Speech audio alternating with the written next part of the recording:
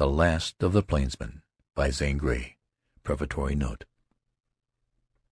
Buffalo Jones needs no introduction to American sportsmen, but to those of my readers who are unacquainted with him a few words may not be amiss. He was born 62 years ago on the Illinois prairie, and he has devoted practically all of his life to the pursuit of wild animals.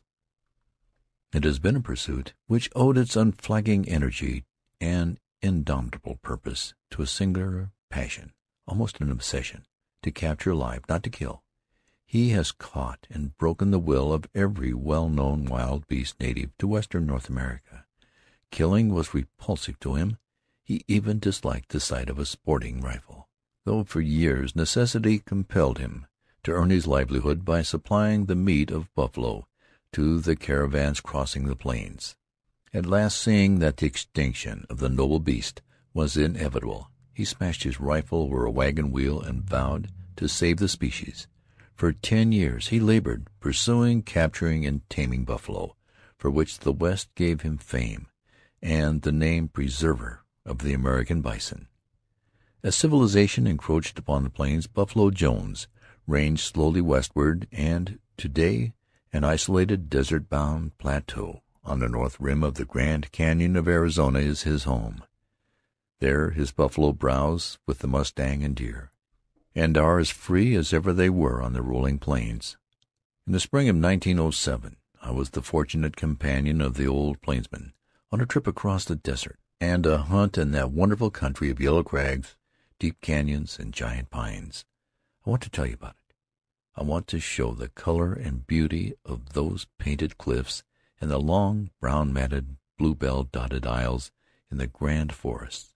I want to give a suggestion of the tang of the dry, cool air, and particularly I want to throw a little light upon the life and nature of that strange character and remarkable man, Buffalo Jones. Happily in remembrance, the writer can live over his experiences and see once more the moon-blanched silver mountain peaks against the dark blue sky.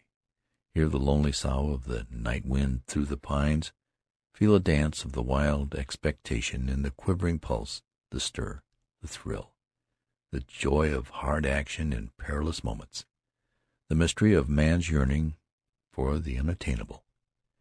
As a boy I read of Boone with a throbbing heart, and the silent moccasin, vengeful Wenzel I loved. I pored over the deeds of later men, Custer and Carson, those heroes of the plains, and as a man I came to see the wonder, the tragedy of their lives, and to write about them. It has been my destiny. What a happy fulfillment of my dreams of border spirit, to live for a while in the fast fading wild environment which produced these great men with the last of the great plainsmen. Zane Grey. End of prefatory note. The Last of the Plainsmen by Zane Grey. Chapter 1. The Arizona Desert. One afternoon, far out on the sun-baked waste of sage, we made camp near a clump of withered pinyon trees. The cold desert wind came down upon us with a sudden darkness. Even the Mormons, who were finding the trail for us across the drifting sands, forgot to sing and pray at sundown. We huddled around the campfire, a tired and silent little group, when out of the lonely, melancholy night some wandering Navajos stole like shadows to our fire. We hailed their advent with delight. They were good-natured Indians, willing to barter a blanket or bracelet, and one of them, a tall, gaunt fellow, with the bearing of a chief, could speak a little English. "How," said he in a deep-chested voice. "Hello, Nottacotte," greeted Jim Emmett, the Mormon guide. "Ugh," answered the Indian. "Big paleface, Buffalo Jones, big chief, buffalo man," introduced Emmett, indicating Jones. "How?" The Navajo spoke with dignity and extended a friendly hand. "Jones, big white chief, rope buffalo, tie up tight," continued Emmett, making motions with his arm as if he were whirling a lasso. "No big heap small buffalo," said the Indian, holding his hand level with his knee and smiling broadly. Jones, erect, rugged, brawny, stood in the full light of the campfire. He had a dark, bronze, inscrutable face, a stern mouth and square jaw, keen eyes, half closed from years of searching the wide plains, and deep furrows wrinkling his cheeks. A strange stillness enfolded his features, the tranquillity earned from a long life of adventure. He held up both muscular hands to the Navajo and spread out his fingers. "Rope buffalo, heap big buffalo, heap many one son." The Indian straightened up, but kept his friendly smile. "Me big chief," went on Jones. "Me go far north, land of little sticks, Naza, Naza. Rope musk ox, rope white Manitou, of great slaves, Naza, Naza." "Naza," replied the Navajo, pointing to the North Star. "No, no." "Yes, me big paleface. Me come long way toward setting sun. Go cross big water. Go buckskin. Siwash chase cougar." The cougar, or mountain lion, is a Navajo god, and the Navajos hold him in as much fear and reverence as do the great slave Indians the musk ox. "No kill cougar," continued Jones, as the Indian's bold features hardened. "Run cougar horseback. Run long way. Dogs chase cougar long time. Chase cougar up tree. Me big chief. Me climb tree. Climb high up. Lasso cougar. Rope cougar. Tie cougar. All tight." The Navajo's solemn face relaxed. "White man heap fun, no?" "Yes," cried Jones, extending his great arms. "Me strong. Me rope cougar. Me tie cougar. Right off wigwam. Keep cougar alive." "No," replied the savage vehemently. "Yes," protested Jones, nodding earnestly. "No," answered the Navajo louder, raising his dark head. "Yes," shouted Jones. "Big lie," the Indian thundered. Jones joined good-naturedly in the laugh at his expense.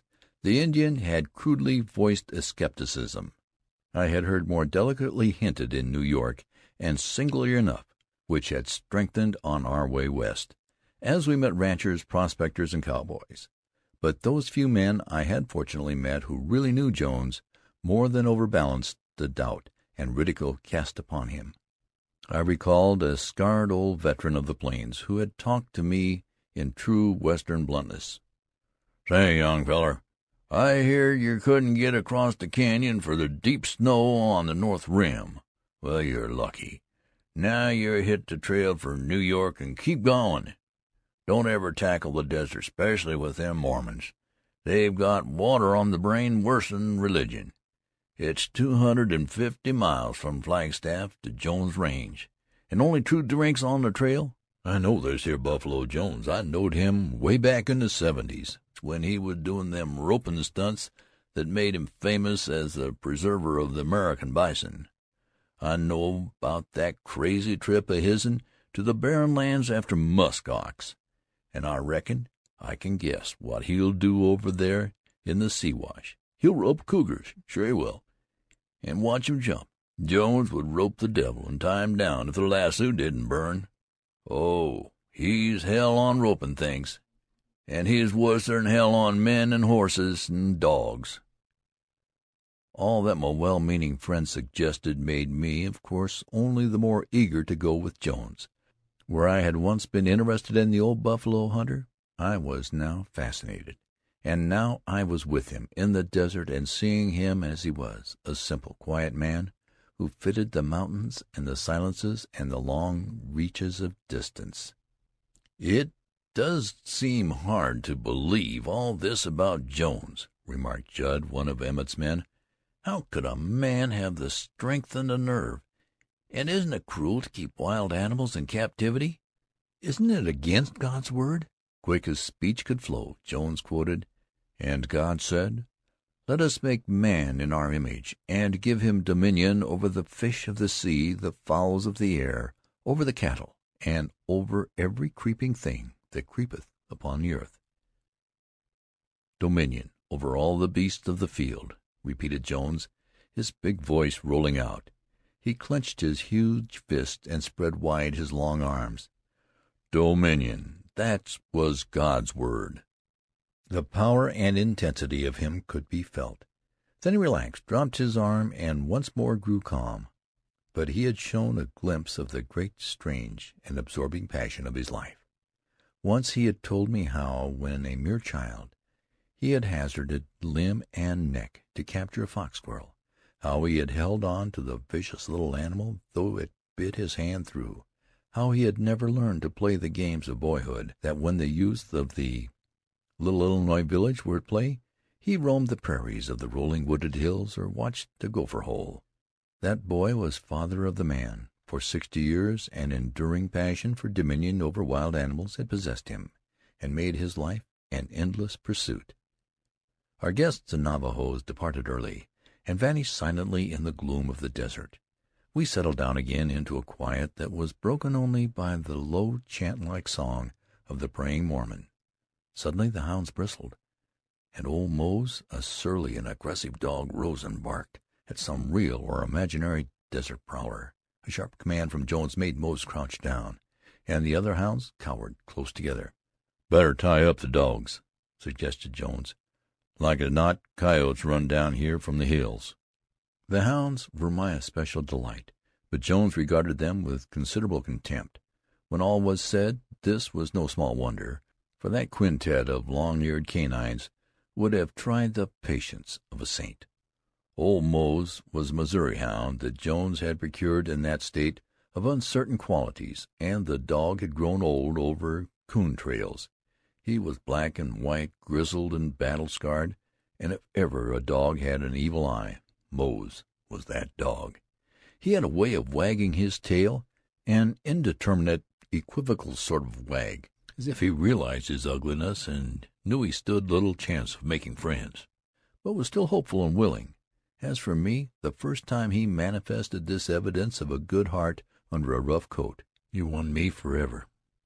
To tell of Mose's derelictions up to that time would take more space than would a history of the whole trip, but the enumeration of several incidents will at once stamp him as a dog of character, and will establish the fact that even if his progenitors had never taken any blue ribbons, they had at least bequeathed him fighting blood. At Flagstaff we chained him in the yard of a livery stable. Next morning we found him hanging by his chain on the other side of an 8-foot fence. We took him down, expecting to have the sorrowful duty of burying him. But Mose shook himself, wagged his tail, and then pitched into the livery stable dog. As a matter of fact, fighting was his forte. He whooped all the dogs in Flagstaff, and when our bloodhounds came on from California, he put 3 of them hors de combat at once, and subdued the pup with a savage growl. His crowning feat, however, made even the stoical Jones open his mouth in amaze. We had taken Mose to El Tovar at the Grand Canyon, and finding it impossible to get over to the north rim, we left him with one of Jones's men called Rust, who was working on the canyon trail. Rust's instructions were to bring Mose to Flagstaff in 2 weeks. He brought the dog a little ahead of time, and roared his appreciation of the relief it was to get the responsibility off his hands. And he related many strange things, most striking of which was how Mose had broken his chain and plunged into the raging Colorado River, and tried to swim it just above the terrible Stockdagger Rapids.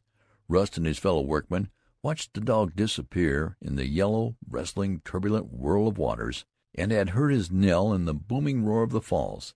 Nothing but a fish could live in that current. Nothing but a bird could scale those perpendicular marble walls. That night, however, when the men crossed to the tramway, Mose met them with a wag of his tail. He had crossed the river, and he had come back. To the 4 reddish-brown, big-framed bloodhounds I had given the names of Don, Tige, Jude, and Ranger, and by the dint of persuasion had succeeded in establishing some kind of family relation between them and Mose. This night I tied up the bloodhounds after bathing and salving their sore feet, and I left Mose free, for he grew fretful and surly under restraint. The Mormon's prone, dark-blanketed figures lay on the sand. Jones was crawling into his bed. I walked a little way from the dying fire and faced the north, where the desert stretched mysterious and illimitable. How solemn and still it was! I drew in a great breath of the cold air and thrilled with a nameless sensation. Something was there, away to the northward. It called me from out of the dark and gloom. I was going to meet it. I lay down to sleep with the great blue expanse open to my eyes. The stars were very large and wonderfully bright, yet they seemed so much further off than I had ever seen them. The wind softly sifted the sand. I hearkened to the tinkle of the cowbells on the hobbled horses. The last thing I remembered was old Mose creeping close to my side, seeking the warmth of my body. When I awakened, a long, pale line showed out of the dun-colored clouds in the east. It slowly lengthened and tinged to red. Then the morning broke, and the slopes of snow on the San Francisco peaks behind us glowed a delicate pink. The Mormons were up and doing with the dawn. They were stalwart men, rather silent and all workers. It was interesting to see them pack for the day's journey. They traveled with wagons and mules in the most primitive way, which Jones assured me was exactly as their fathers had crossed the plains 50 years before on the trail to Utah. All morning we made good time, and as we descended into the desert the air became warmer. The scrubby cedar growth began to fail, and the bunches of sage were few and far between. I turned often to gaze back at the San Francisco peaks. The snow-capped tips glistened and grew higher, and stood out in startling relief.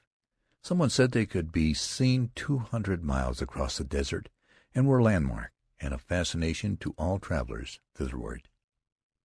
I never raised my eyes to the north that I did not draw my breath quickly and grow chill with awe and bewilderment with the marvel of the desert. The scaly red ground descended gradually. Bare red knolls, like waves, rolled away northward. Black buttes roared their flat heads. Long ranges of sand flowed between them like streams, and all sloped away to merge into gray, shadowy obscurity, into wild and desolate, dreamy and misty nothingness. "Do you see those white sand dunes there?" "More to the left," asked Emmett. "The Little Colorado runs in there. How far does it look to you?" 30 miles, perhaps," I replied, adding 10 miles to my estimate. "It's 75. We'll get there day after tomorrow. If the snow in the mountains has begun to melt, we'll have a time getting across." That afternoon a hot wind blew in my face, carrying a fine sand that cut and blinded. It filled my throat, sending me to the water cask till I was ashamed. When I fell into my bed at night, I never turned. The next day was hotter. The wind blew harder. The sand stung sharper. About noon the following day the horses whinnied, and the mules roused out of their tardy gait. "They smell water," said Emmett, and despite the heat and sand in my nostrils, I smelled it too. The dogs, poor footsore fellows, trotted on ahead down the trail. A few more miles of hot sand and gravel and red stone brought us around a low mesa to the Little Colorado. It was a wide stream of swiftly running, reddish, muddy water. In a channel cut by floods, little streams trickled and meandered in all directions. The main part of the river ran in close to the bank we were on. The dogs lolled in the water. The horses and mules tried to run in, but were restrained. The men drank and bathed their faces. According to my Flagstaff adviser, this was one of the 2 drinks I would get on the desert, so I availed myself heartily of the opportunity. The water was full of sand, but cold and gratefully thirst-quenching. The Little Colorado seemed no more to me than a shallow creek. I heard nothing sullen or menacing in its musical flow. "Doesn't look bad, eh?" queried Emmett, who read my thought. "You'd be surprised to learn how many men and Indians, horses, sheep, and wagons are buried under that quicksand." The secret was out, and I wondered no more. At once the stream and wet bars of sand took on a different color. I removed my boots and waded out to a little bar. The sand seemed quite firm, but water oozed out around my feet, and when I stepped the whole bar shook like jelly. I pushed my foot through the crust, and the cold, wet sand took hold and tried to suck me down. "How can you ford this stream with horses?" I asked Emmett. "We must take our chances," replied he. "We'll hitch 2 teams to 1 wagon and run the horses. I've forded here at worse stages than this. Once a team got stuck and I had to leave it. Another time the water was high and washed me downstream." Emmett sent his son into the stream on a mule. The rider lashed his mount and, plunging, splashing, crossed at a pace near a gallop. He returned in the same manner, and reported one bad place near the other side. Jones and I got on the first wagon and tried to coax up the dogs, but they would not come. Emmett had to lash the 4 horses to start them, and the other Mormons, riding alongside, yelled at them and used their whips. The wagons bowled into the water with a tremendous splash. We were wet through before we had gone 20 feet. The plunging horses were lost in yellow spray. The stream rushed through the wheels. The Mormons yelled. I wanted to see, but was lost in a veil of yellow mist. Jones yelled in my ear, but I could not hear what he said. Once the wagon wheel struck a stone or log, almost lurching us overboard. A muddy splash behind me. I cried out in my excitement and punched Jones in the back. Next moment, the keen exhilaration of the ride gave way to horror. We seemed to drag and almost stop. Someone roared, "Horse down!" One instant of painful suspense in which imagination pictured another tragedy added to the record of this deceitful river. A moment filled with intense feeling and sensation of splash and yell and fury of action. Then the 3 able horses dragged their comrade out of the quicksand. He regained his feet and plunged on. Spurred by fear, the horses increased their efforts and, amid clouds of spray, galloped the remaining distance to the other side. Jones looked disgusted. Like all plainsmen, he hated water. Emmett and his men calmly unhitched. No trace of alarm, or even of excitement, showed in their bronzed faces. "We made it fine and easy," remarked Emmett. So I sat down and wondered what Jones and Emmett and these men would consider really hazardous. I began to have a feeling that I would find out. That experience for me was but in its infancy. That far across the desert, that something which had called me would show hard, keen, perilous life. And I began to think of reserve powers of fortitude and endurance. The other wagons were brought across without mishap, but the dogs did not come with them. Jones called and called. The dogs howled and howled. Finally I waded out over the wet bars and little streams to a point several hundred yards nearer the dogs. Mose was lying down, but the others were whining and howling in a state of great perturbation. I called and called. They answered and even ran into the water, but did not start across. "Hey, you Mose! Hey, you Indian!" I yelled, losing my patience. "You've already swum the Big Colorado, and this is only a brook. Come on!" This appeal evidently touched Mose, because he barked and plunged in. He made the water fly, and when carried off his feet, breasted the current with energy and power. He made shore almost even with me, and wagged his tail. Not to be outdone, Jude, Tige, and Don followed suit, and first one and then another was swept off his feet and carried downstream.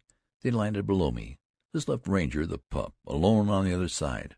Of all the pitiful yelps ever uttered by a frightened and lonely puppy, his was the most forlorn I had ever heard. Time after time he plunged in, and with many bitter howls of distress went back. I kept calling, and at last, hoping to make him come by a show of indifference, I started away. This broke his heart. Putting up his head, he let out a long, melancholy wail, which for aught I knew might have been a prayer, and then consigned himself to the yellow current. Ranger swam like a boy learning. He seemed to be afraid to get wet. His 4 feet were continually pawing the air in front of his nose. When he struck the swift place, he went downstream like a flash, but still kept swimming valiantly. I tried to follow along the sandbar, but found it impossible. I encouraged him by yelling. He drifted far below, stranded on an island, crossed it, and plunged in again, to make shore almost out of my sight. And then at last I got to dry sand. There was Ranger, wet and disheveled, but consciously proud and happy. After lunch we entered upon the 70-mile stretch from the Little to the Big Colorado. Imagination had pictured the desert for me as a vast sandy plain, flat and monotonous. Reality showed me desolate mountains gleaming bare in the sun, long lines of red bluffs, white sand dunes, and hills of blue clay, areas of level ground. In all, a many-hued, boundless world in itself, wonderful and beautiful, fading all around in the purple haze of deceiving distance. Thin, clear, sweet, dry, the desert air carried a languor, a dreaminess, tidings of far-off things, and an enthralling promise. The fragrance of flowers, the beauty and grace of women, the sweetness of music, the mystery of life, all seemed to float on that promise. It was the air breathed by the lotus-eaters when they dreamed and wandered no more. Beyond the Little Colorado we began to climb again. The sand was thick, the horses labored, the drivers shielded their faces. The dogs began to limp and lag. Ranger had to be taken into a wagon, and then one by one all of the other dogs except Mose. He refused to ride, and trotted along with his head down. Far to the front, the pink cliffs, the ragged mesas, and the dark volcanic spurs of the Big Colorado stood up and beckoned us onward. But they were a far 100 miles across the shifting sands and baked clay and ragged rocks. Always in the rear rose the San Francisco peaks, cold and pure, startlingly clear and close in the rare atmosphere. We camped near another water hole, located in a deep, yellow-colored gorge, crumbling to pieces, a ruin of rock and silent as the grave. In the bottom of the canyon was a pool of water, covered with green scum. My thirst was effectively quenched by the mere sight of it. I slept poorly and lay for hours watching the great stars.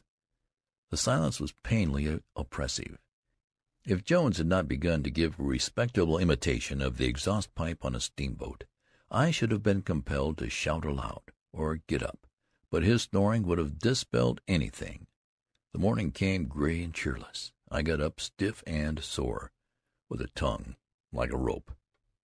All day long we ran the gauntlet of the hot, flying sand. Night came again, a cold, windy night. I slept well until a mule stepped on my bed, which was conducive to restlessness. At dawn, cold, gray clouds tried to blot out the rosy east. I could hardly get up. My lips were cracked, my tongue was swollen to twice its natural size. My eyes smarted and burned. The barrels and kegs of water were exhausted. Holes that had been dug in the dry sand of a dry stream bed the night before in the morning yielded a scant supply of muddy alkali water, which went to the horses. Only twice that day did I rouse to anything resembling enthusiasm. We came to a stretch of country showing the wonderful diversity of the desert land. A long range of beautifully rounded clay dunes bordered the trail. So symmetrical were they that I imagined them work of sculptors. Light blue, dark blue, clay blue, marine blue, cobalt blue, every shade of blue was there, but no other color. The other time that I awoke to sensations from without was when we came to the top of a ridge. We had been passing through Redlands. Jones called the place a strong, specific word, which really was illustrative of the heat amid those scaling red ridges. We came out where the red changed abruptly to gray. I seemed always to see things first, and I cried out, "Look, here are a red lake and trees." "No, lad, not a lake," said old Jim, smiling at me. "That's what haunts the desert traveler. It's only a mirage." So I awoke to the realization of that elusive thing, the mirage, a beautiful lie, false as stairs of sand. Far northward a clear rippling lake sparkled in the sunshine. Tall, stately trees with waving green foliage bordered on water. For a long moment it lay there, smiling in the sun, a thing almost tangible. And then it faded.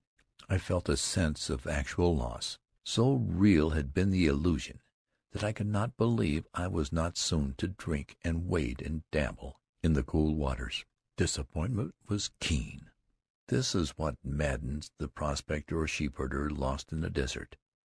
Was it not a terrible thing to be dying of thirst, to see sparkling water, almost to smell it, and then realize suddenly that all was only a lying trick of the desert, a lure, a delusion?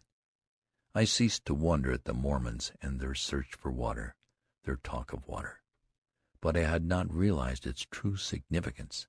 I had not known what water was. I had never appreciated it. So it was my destiny to learn that water is the greatest thing on earth.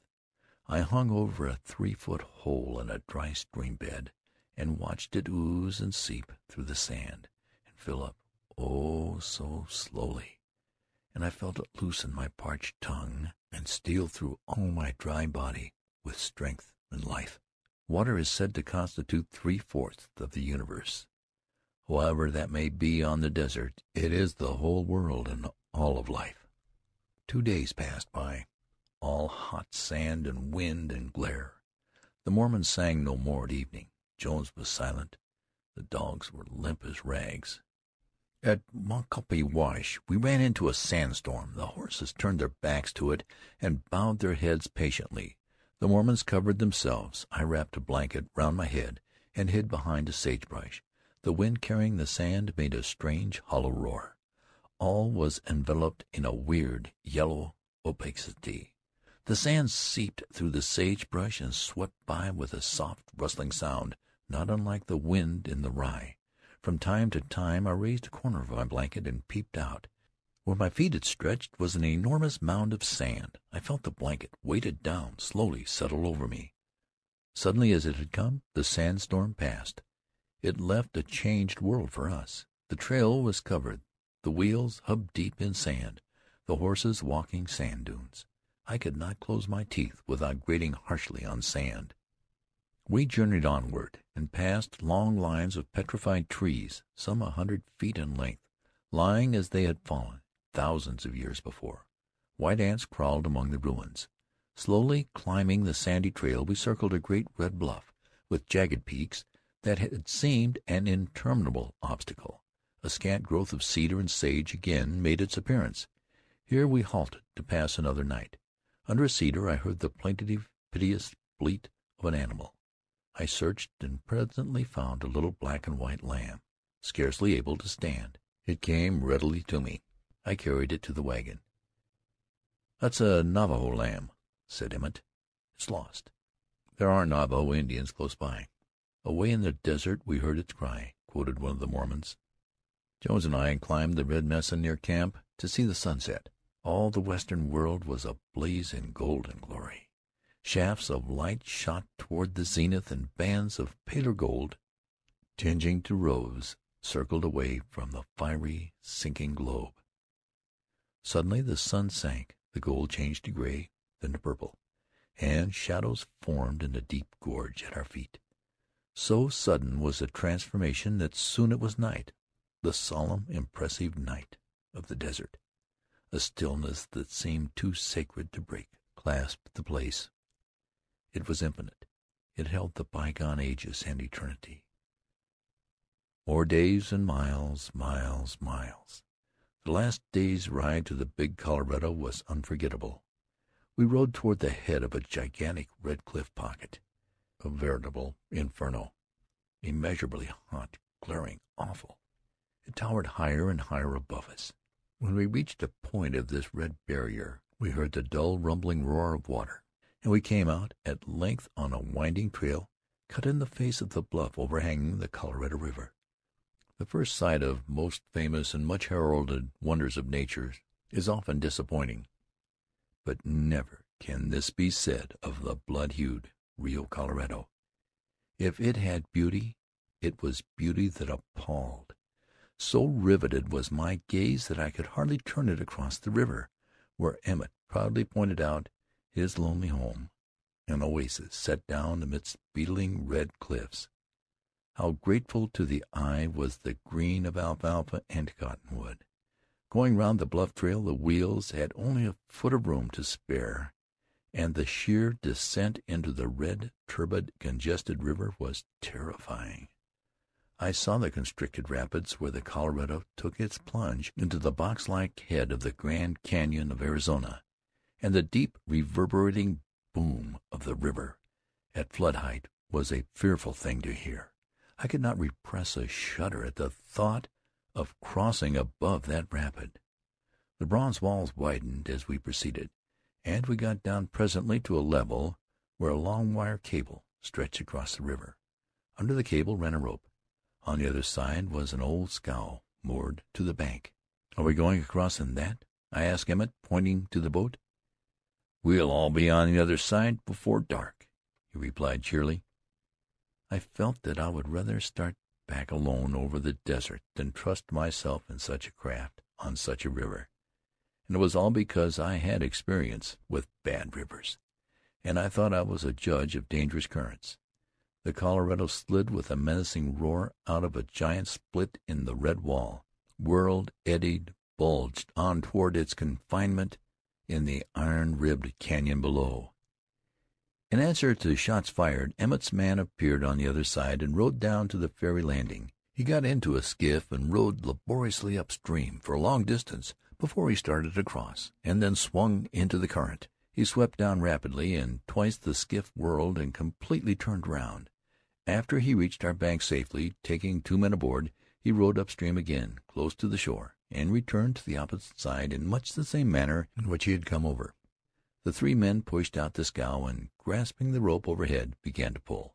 The big craft ran easily.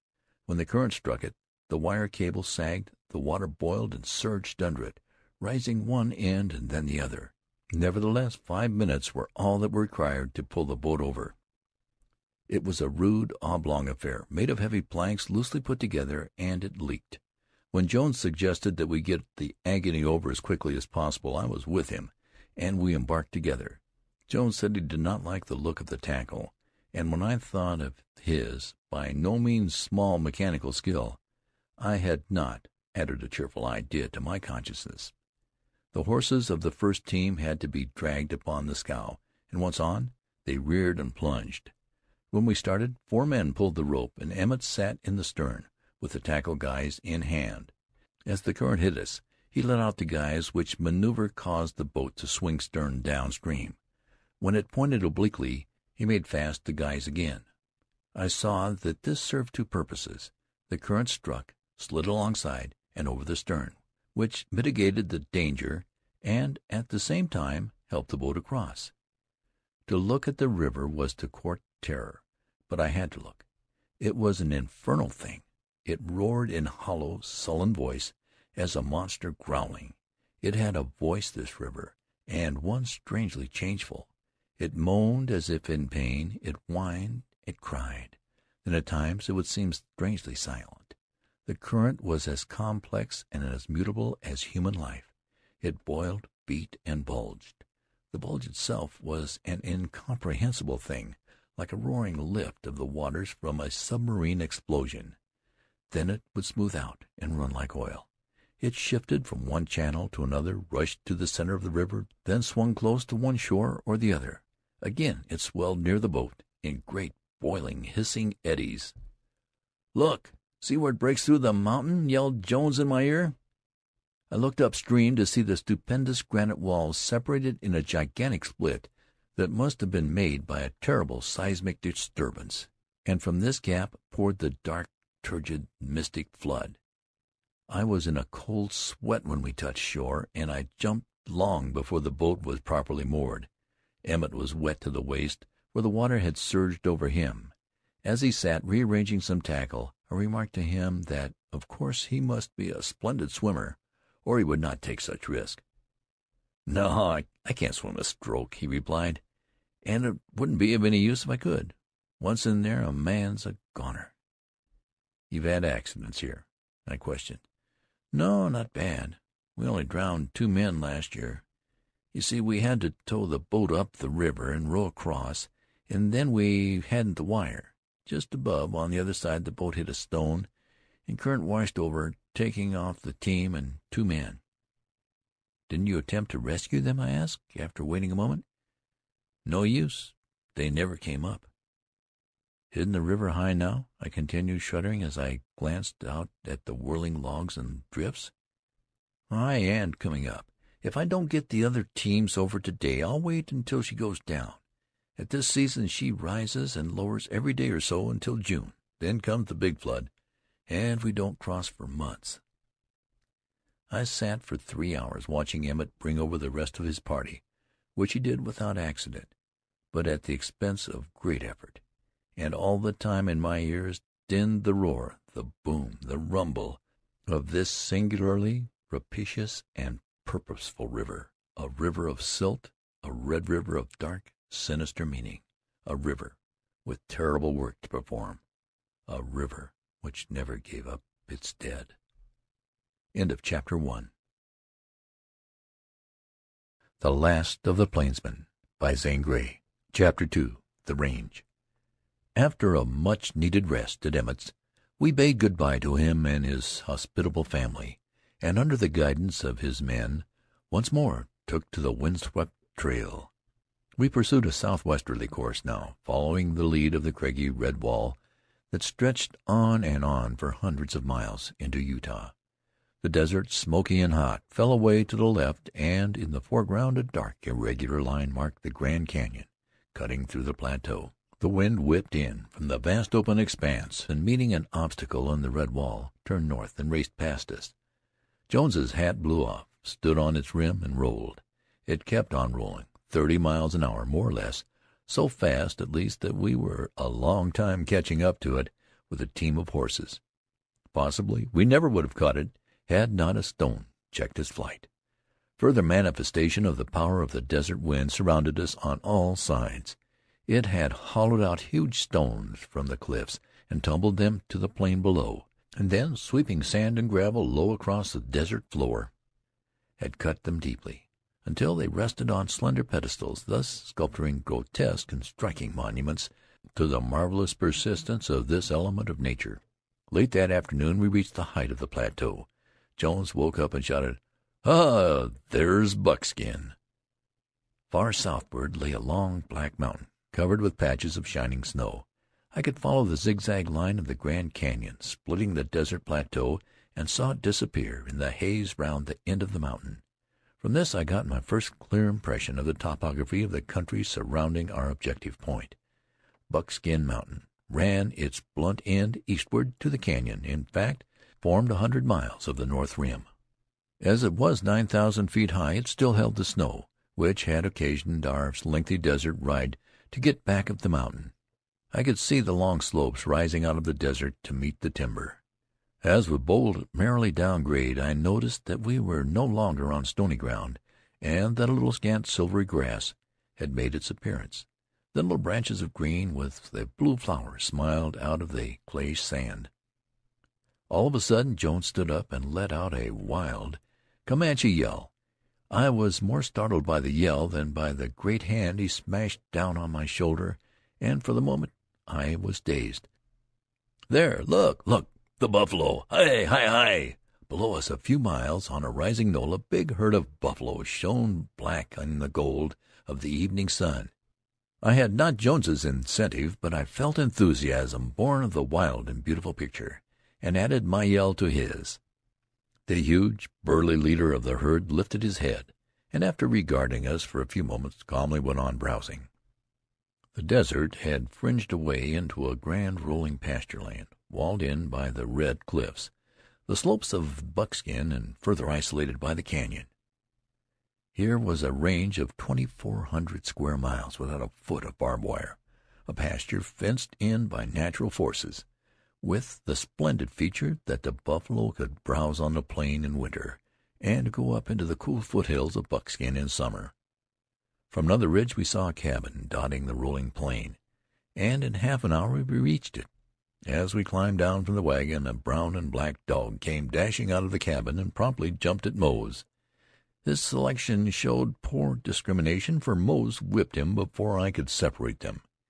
Hearing Jones heartily greeting someone, I turned in his direction, only to be distracted by another dog-fight. Don had tackled Mose for the 7th time. Memory rankled in Don and needed a lot of whipping, some of which he was getting when I rescued him. Next moment I was shaking hands with Frank and Jim, Jones's ranchmen. At a glance I liked them both. Frank was short and wiry, and had a big, ferocious mustache, the effect of which was softened by his kindly brown eyes. Jim was tall, a little heavier. He had a careless, tidy look. His eyes were searching, and though he appeared a young man, his hair was white. "I sure am glad to see you all," said Jim in a slow, soft Southern accent. Get down," was Frank's welcome, a typically Western one, for we had hardly gotten down. "And come in. You must be worked out. Sure you've come a long way." He was quick of speech, full of nervous energy, and beamed with hospitality. The cabin was the rudest kind of log affair, with a huge stone fireplace in one end, deer antlers and coyote skins on the wall, saddles and cowboys' traps in the corner, a nice, large, promising cupboard, and a table and chairs. Jim threw wood on a smoldering fire that soon blazed and crackled cheerily. I sank down into a chair with a feeling of blessed relief. 10 days of desert ride behind me, promise of wonderful days before me with the last of the old plainsmen. No wonder a sweet sense of ease stole over me. or that the fire seemed a live and joyously welcoming thing, or that Jim's deft maneuvers in preparation of supper aroused in me a rapt admiration. 20 calves this spring!" cried Jones, punching me in a sore side. $10,000 worth of calves!" He was now altogether a changed man. He looked almost young, his eyes danced, and he rubbed his big hands together while he plied Frank with questions. In strange surroundings, that is, away from his native wilds, Jones had been a silent man. It had been almost impossible to get anything out of him. But now I saw that I should come to know the real man. In a very few moments he had talked more than on all the desert trip, and what he had said, added to the little I had already learned, put me in possession of some interesting information as to his buffalo. Some years before he had conceived the idea of hybridizing buffalo with black Galloway cattle, and with the characteristic determination and energy of the man, he at once set about finding a suitable range. This was difficult, and took years of searching. At last the wild north rim of the Grand Canyon, a section unknown except to a few Indians and mustang hunters, was settled upon. Then the gigantic task of transporting the herd of buffalo by rail from Montana to Salt Lake was begun. The 290 miles of desert lying between the home of the Mormons and the Buckskin Mountain was an obstacle almost insurmountable. The journey was undertaken and found even more trying than had been expected. Buffalo after buffalo died on the way. Then Frank Jones's right-hand man put into execution a plan he had been thinking of, namely, to travel by night. It succeeded. The buffalo rested in the day and traveled by easy stages by night, with the result that the big herd was transported to the ideal range. Here, in an environment strange to their race, but particularly adaptable, they thrived and multiplied. The hybrid of the Galloway cow and buffalo proved a great success. Jones called the new species Cattalo. The Cattalo took the hardiness of the buffalo and never required artificial food or shelter.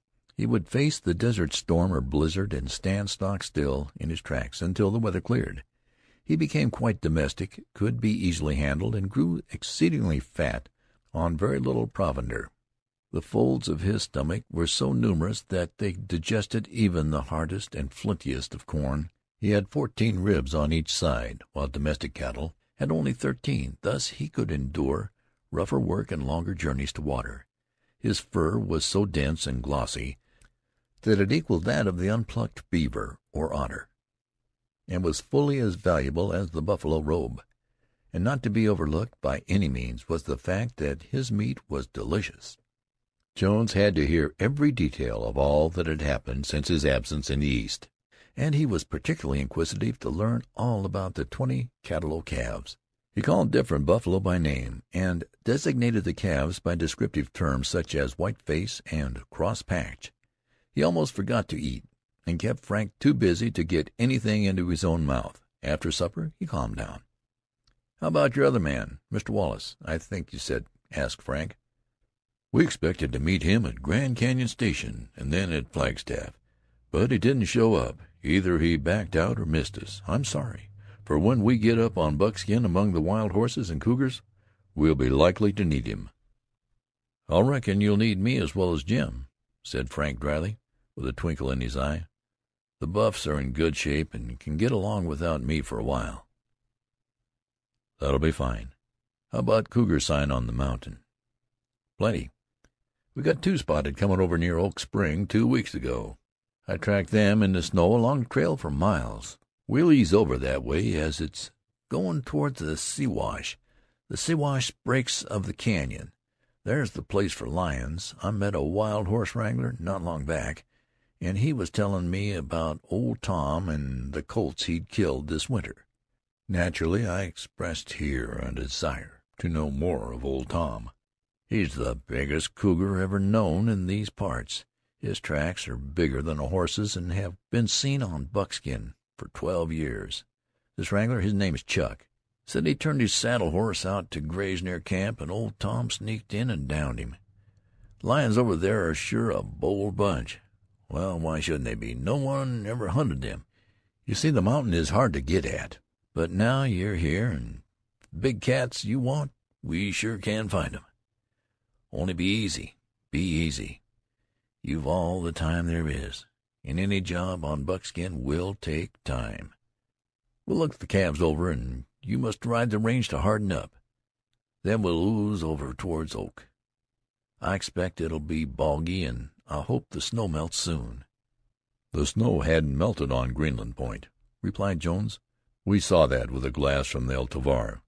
We wanted to cross that way, but Rust said Bright Angel Creek was breast high to a horse, and that creek is the trail." "There's 4 feet of snow on Greenland," said Frank. "It was too early to come that way. There's only about 3 months in the year the canyon can be crossed at Greenland." "I want to get in the snow," returned Jones. "This bunch of long-eared canines I brought never smelled a lion track. Hounds can't be trained quick without snow. You've got to see what they're trailing, or you can't break them." Frank looked dubious. "'Pears to me we'll have trouble getting a lion without lion dogs. It takes a long time to break a hound off a deer, once he's chased him. Buckskin is full of deer, wolves, coyotes, and there's the wild horses. We couldn't go 100 feet without crossing trails." "How's the hound you and Jim fetched in last year? Has he got a good nose? Here he is. I like his head. Come here, Bowser. What's his name?" "Jim named him Sounder, because he sure has a voice. It's great to hear him on the trail. Sounder has a nose that can't be fooled, and he'll trail anything, but I don't know if he ever got up on a lion." Sounder wagged his bushy tail and looked up affectionately at Frank. He had a fine head, great brown eyes, very long ears, and curly brownish black hair. He was not demonstrative, looked rather askance at Jones, and avoided the other dogs. "That dog will make a great lion chaser," said Jones decisively, after his study of Sounder. "He and Mose will keep us busy once they learn we want lions." "I don't believe any dog trainer could teach them short of 6 months," replied Frank. "Sounder's no spring chicken, and that black and dirty white cross between a cayuse and a barbed wire fence is an old dog. You can't teach old dogs new tricks." Jones smiled mysteriously, a smile of conscious superiority, but said nothing. "We'll sure have a storm tomorrow," said Jim, relinquishing his pipe long enough to speak. He had been silent, and now his meditative gaze was on the west, through the cabin window, where a dull afterglow faded after the heavy laden clouds of night, and left the horizon dark. I was very tired when I lay down, but so full of excitement that sleep did not soon visit my eyelids. The talk about buffalo, wild horse hunters, lions, and dogs, the prospect of hard riding and unusual adventure, the vision of Old Tom that had already begun to haunt me, filled my mind with pictures and fancies. The other fellows dropped off to sleep, and quiet reigned. Suddenly a succession of queer, sharp barks came from the plain, close to the cabin. Coyotes were paying us a call, and judging from the chorus of yelps and howls from our dogs, it was not a welcome visit. Above the medley rose a big, deep, full voice that I knew at once belonged to Sounder. Then all was quiet again. Sleep gradually benumbed my senses. Vague phrases dreamily drifted to and fro in my mind. Jones, wild range, Old Tom, Sounder, great name, great voice, Sounder, Sounder, Sound. Next morning I could hardly crawl out of my sleeping bag. My bones ached, my muscles protested excruciatingly, my lips burned and bled, and the cold I had contracted on the desert clung to me. A good brisk walk around the corrals and then breakfast made me feel better. "Of course you can ride?" queried Frank. My answer was not given from an overwhelming desire to be truthful. Frank frowned a little, as if wondering how a man could have the nerve to start out on a jaunt with Buffalo Jones without being a good horseman. To be unable to stick on the back of a wild mustang or a cayuse was an unpardonable sin in Arizona. My frank admission was made relatively with my mind on what cowboys held as a standard of horsemanship. The mount Frank trotted out from the corral for me was a pure white, beautiful mustang, nervous, sensitive, quivering. I watched Frank put on the saddle, and when he called me, I did not fail to catch a covert twinkle in his merry brown eyes. Looking away toward Buckskin Mountain, which was coincidentally in the direction of home, I said to myself, "This may be where you get on, but most certainly it is where you get off." Jones was already riding far beyond the corral, as I could see by a cloud of dust, and I set off after him, with the painful consciousness that I must have looked to Frank and Jim, much as Central Park equestrians had often looked to me. Frank shouted after me that he would catch up with us out on the range. I was not in any great hurry to overtake Jones, but evidently my horse's inclinations differed from mine. At any rate, he made the dust fly and jumped the little sage bushes. Jones, who had tarried to inspect one of the pools formed of running water from the corrals, greeted me as I came up with this cheerful observation: "What in thunder did Frank give you that white nag for? Buffalo hate white horses, anything white. They're liable to stampede off the range or chase you into the canyon." I replied grimly that as it was certain something was going to happen, the particular circumstance might as well come off quickly. We rode over the rolling plain with the cool, bracing breeze in our faces. The sky was dull and mottled, with a beautiful cloud effect that presaged wind. As we trotted along, Jones pointed out to me and descanted upon the nutritive value of 3 different kinds of grass, one of which he called the buffalo pea, noteworthy for a beautiful blue blossom. Soon we passed out of sight of the cabin, and could see only the billowy plain, the red tips of the stony wall, and the black fringed crest of Buckskin. After riding a while, we made out some cattle, a few of which were on the range browsing in the lee of a ridge. No sooner had I marked them than Jones let out another Comanche yell. "Wolf!" he yelled, and spurring his big bay, he was off like the wind. A single glance showed me several cows running, as if bewildered, and near them a big white wolf pulled down a calf. Another white wolf stood not far off. My horse jumped as if he had been shot, and the realization darted upon me that here was where the certain something began. Spot, the mustang, had one black spot on his pure white, snorted like I imagined a blooded horse might, under dire insult. Jones's bay had gotten about 100 paces the start. I lived to learn that Spot hated to be left behind. Moreover, he would not be left behind. He was the swiftest horse on the range, and proud of the distinction. I cast one unmentionable word on the breeze toward the cabin and Frank, then put mind and muscle to the sore task of remaining with Spot.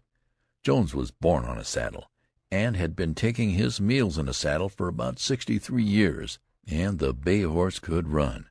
Run is not a fallacious word. He flew, and I was rendered mentally deranged for the moment to see that 100 paces between the bay and Spot materially lessen at every jump. Spot lengthened out, seemed to go down near the ground, and cut the air like a high-geared auto. If I had not heard the fast rhythmic beat of his hoofs, and not bounced high into the air at every jump, I would have been sure I was riding a bird. I tried to stop him. As well might I have tried to pull in the Lusitania with a thread. Spot was out to overhaul the bay, and in spite of me, he was doing it. The wind rushed into my face and sang in my ears. Jones seemed the nucleus of a sort of haze, and he grew larger and larger. Presently he became clearly defined in my sight. The violent commotion under me subsided. I once more felt the saddle, and then I realized that Spot had been content to stop alongside of Jones, tossing his head and chomping at his bit. "Well, by George, I didn't know you were in the stretch," cried my companion. "That was a fine little brush. We must have come several miles. I'd have killed those wolves if I'd have brought a gun. The big one that had the calf was a bold brute. He never let go until I was within 50 feet of him. Then I almost rode him down. I don't think the calf was much hurt. But those bloodthirsty devils will return, and like as not get the calf. That's the worst of cattle raising. Now take the buffalo. Do you suppose those wolves could have gotten a buffalo calf out from under the mother? Never. Neither could a whole band of wolves. Buffaloes stick close together, and the little ones do not stray. When danger threatens, the herd closes in and faces it, and fights. That is what is grand about the buffalo, and what made them once roam the prairies in countless, endless droves. From the highest elevation in that part of the range, we viewed the surrounding ridges, flats, and hollows. searching for the buffalo. At length we spied a cloud of dust rising from behind an undulating mound. Then big black dots hove in sight. "Frank has rounded up the herd and is driving it this way. We'll wait," said Jones. Though the buffalo appeared to be moving fast, a long time elapsed before they reached the foot of our outlook. They lumbered along in a compact mass, so dense that I could not count them, but I estimated the number to be at 75. Frank was riding zigzag behind them, swinging his lariat and yelling. When he espied us, he reined in his horse and waited.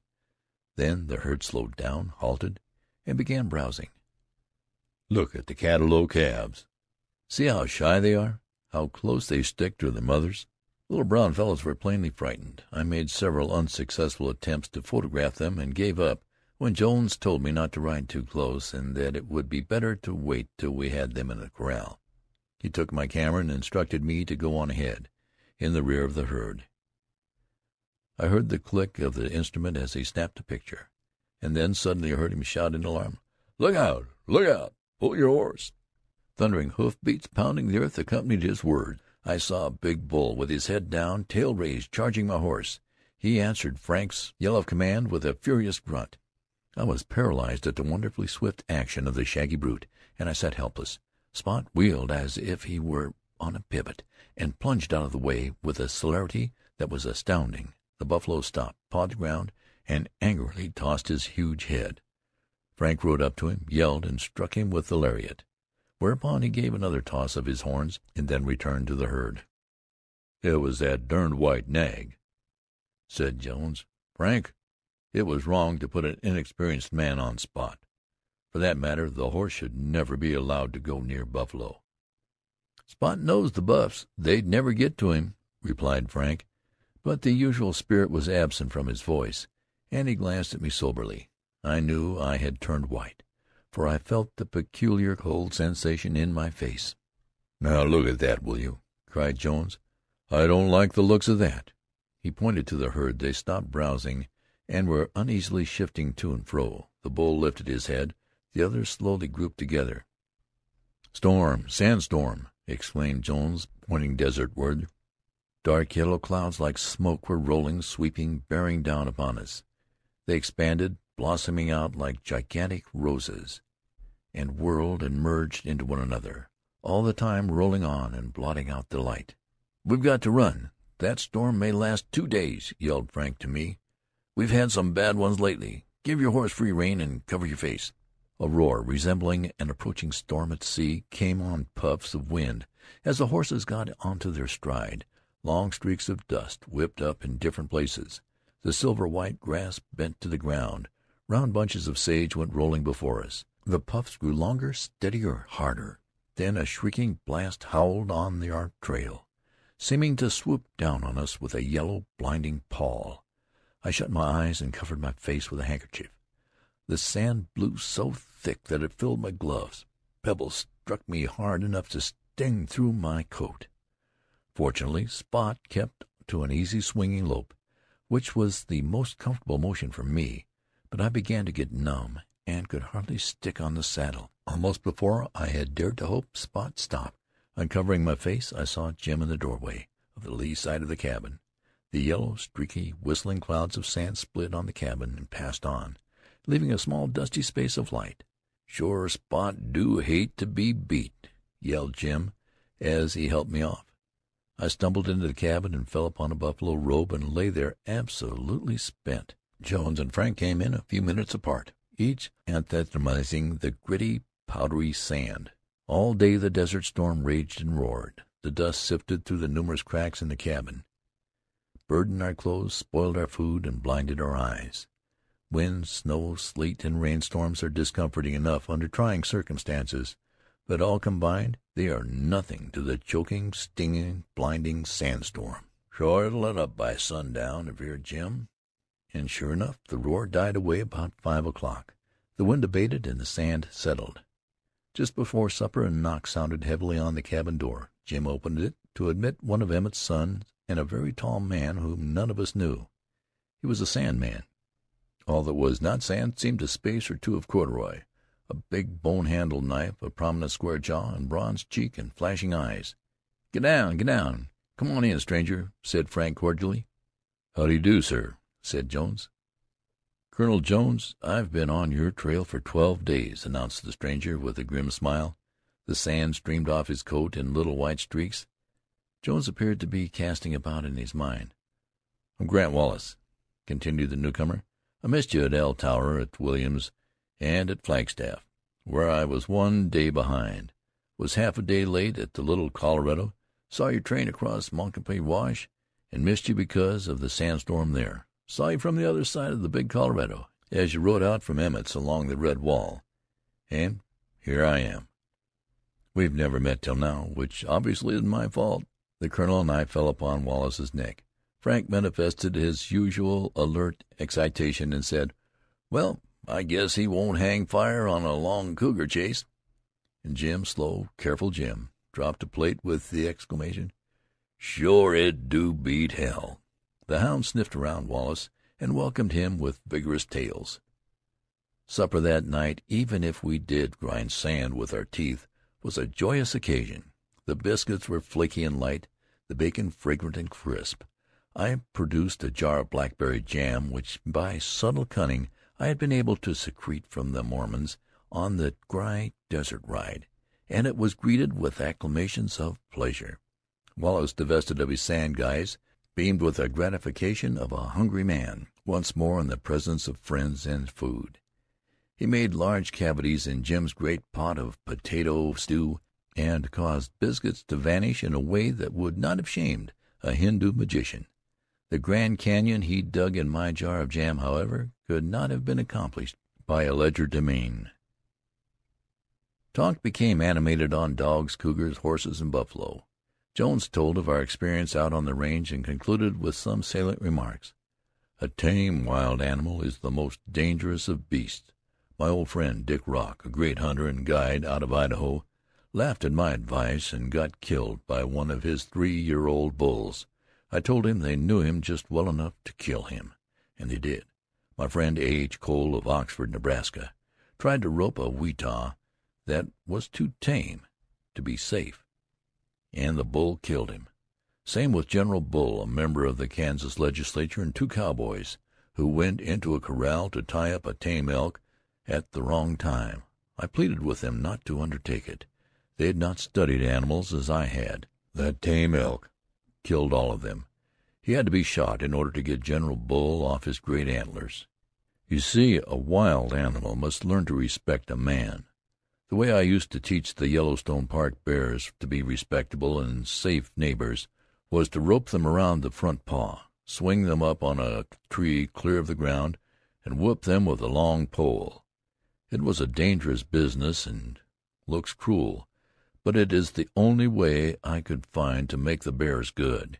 You see, they eat scraps around the hotels and get so tame they will steal everything but red-hot stoves, and will cuff the life out of those who try to shoo them off. But after a bear mother has had a licking, she not only becomes a good bear for the rest of her life, but she tells all her cubs about it with a good smack of her paw for emphasis, and teaches them to respect peaceable citizens, generation after generations.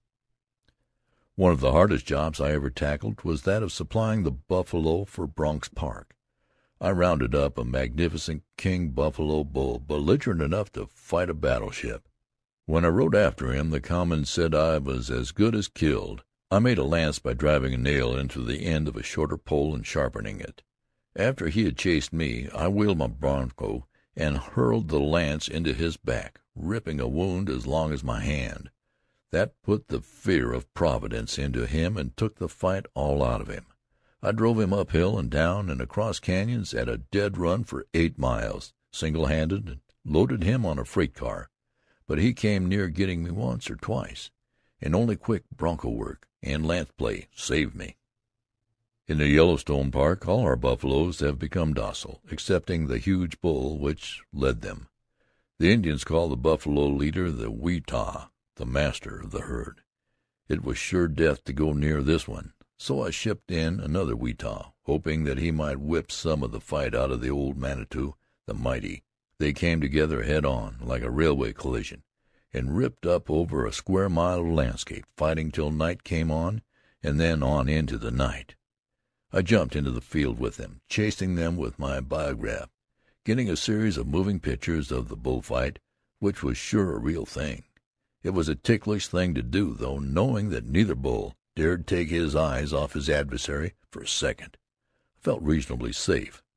The old Weetah beat the new champion out that night, but the next morning they were at it again, and the new buffalo finally whipped the old one into submission. Since then his spirit has remained broken, and even a child can approach him safely. But the new Weetah is in turn a holy terror. To handle buffalo, elk, and bear, you must get into sympathy with their methods of reasoning. No tenderfoot stands any show, even with the tame animals of the Yellowstone. The old buffalo hunter's lips were no longer locked. One after another he told reminiscences of his eventful life, in a simple manner, yet so vivid and gripping were the unvarnished details that I was spellbound.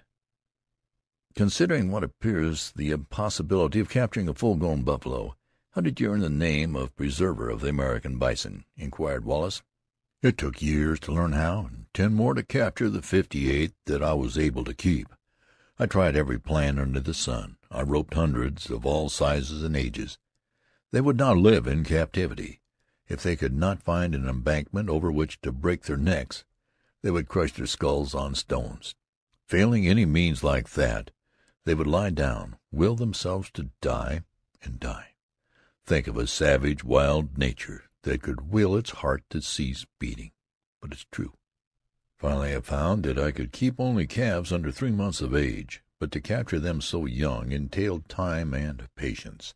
For the buffalo fight for their young, and when I say fight, I mean they till they drop.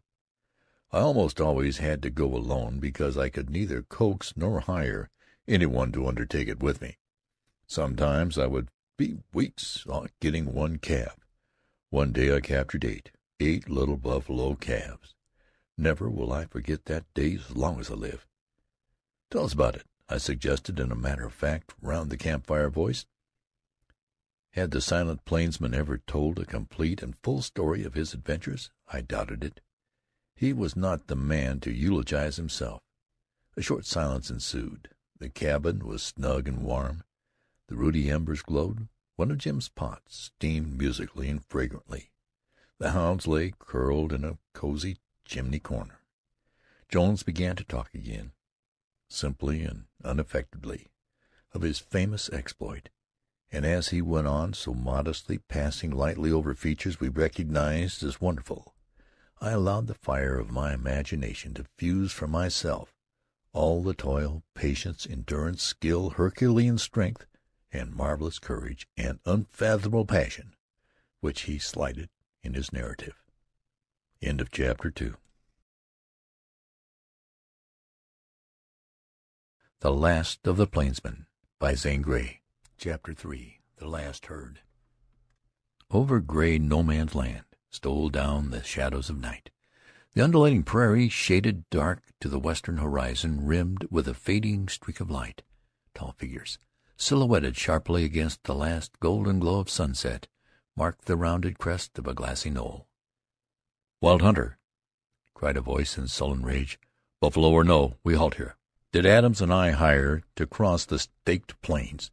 2 weeks in no-man's land, and now we're facing the sand. We've 1 keg of water, yet you want to keep on. Why, man, you're crazy. You didn't tell us you wanted buffalo alive, and here you've got us looking death in the eye." In the grim silence that ensued, the 2 men unhitched the team from the long, light wagon, while the buffalo hunter staked out his wiry, lithe-limbed race-horses. Soon a fluttering blaze threw a circle of light which shone on the agitated face of Roode and Adams, and the cold, iron-set visage of their brawny leader. "It's this way," began Jones in slow, cool voice.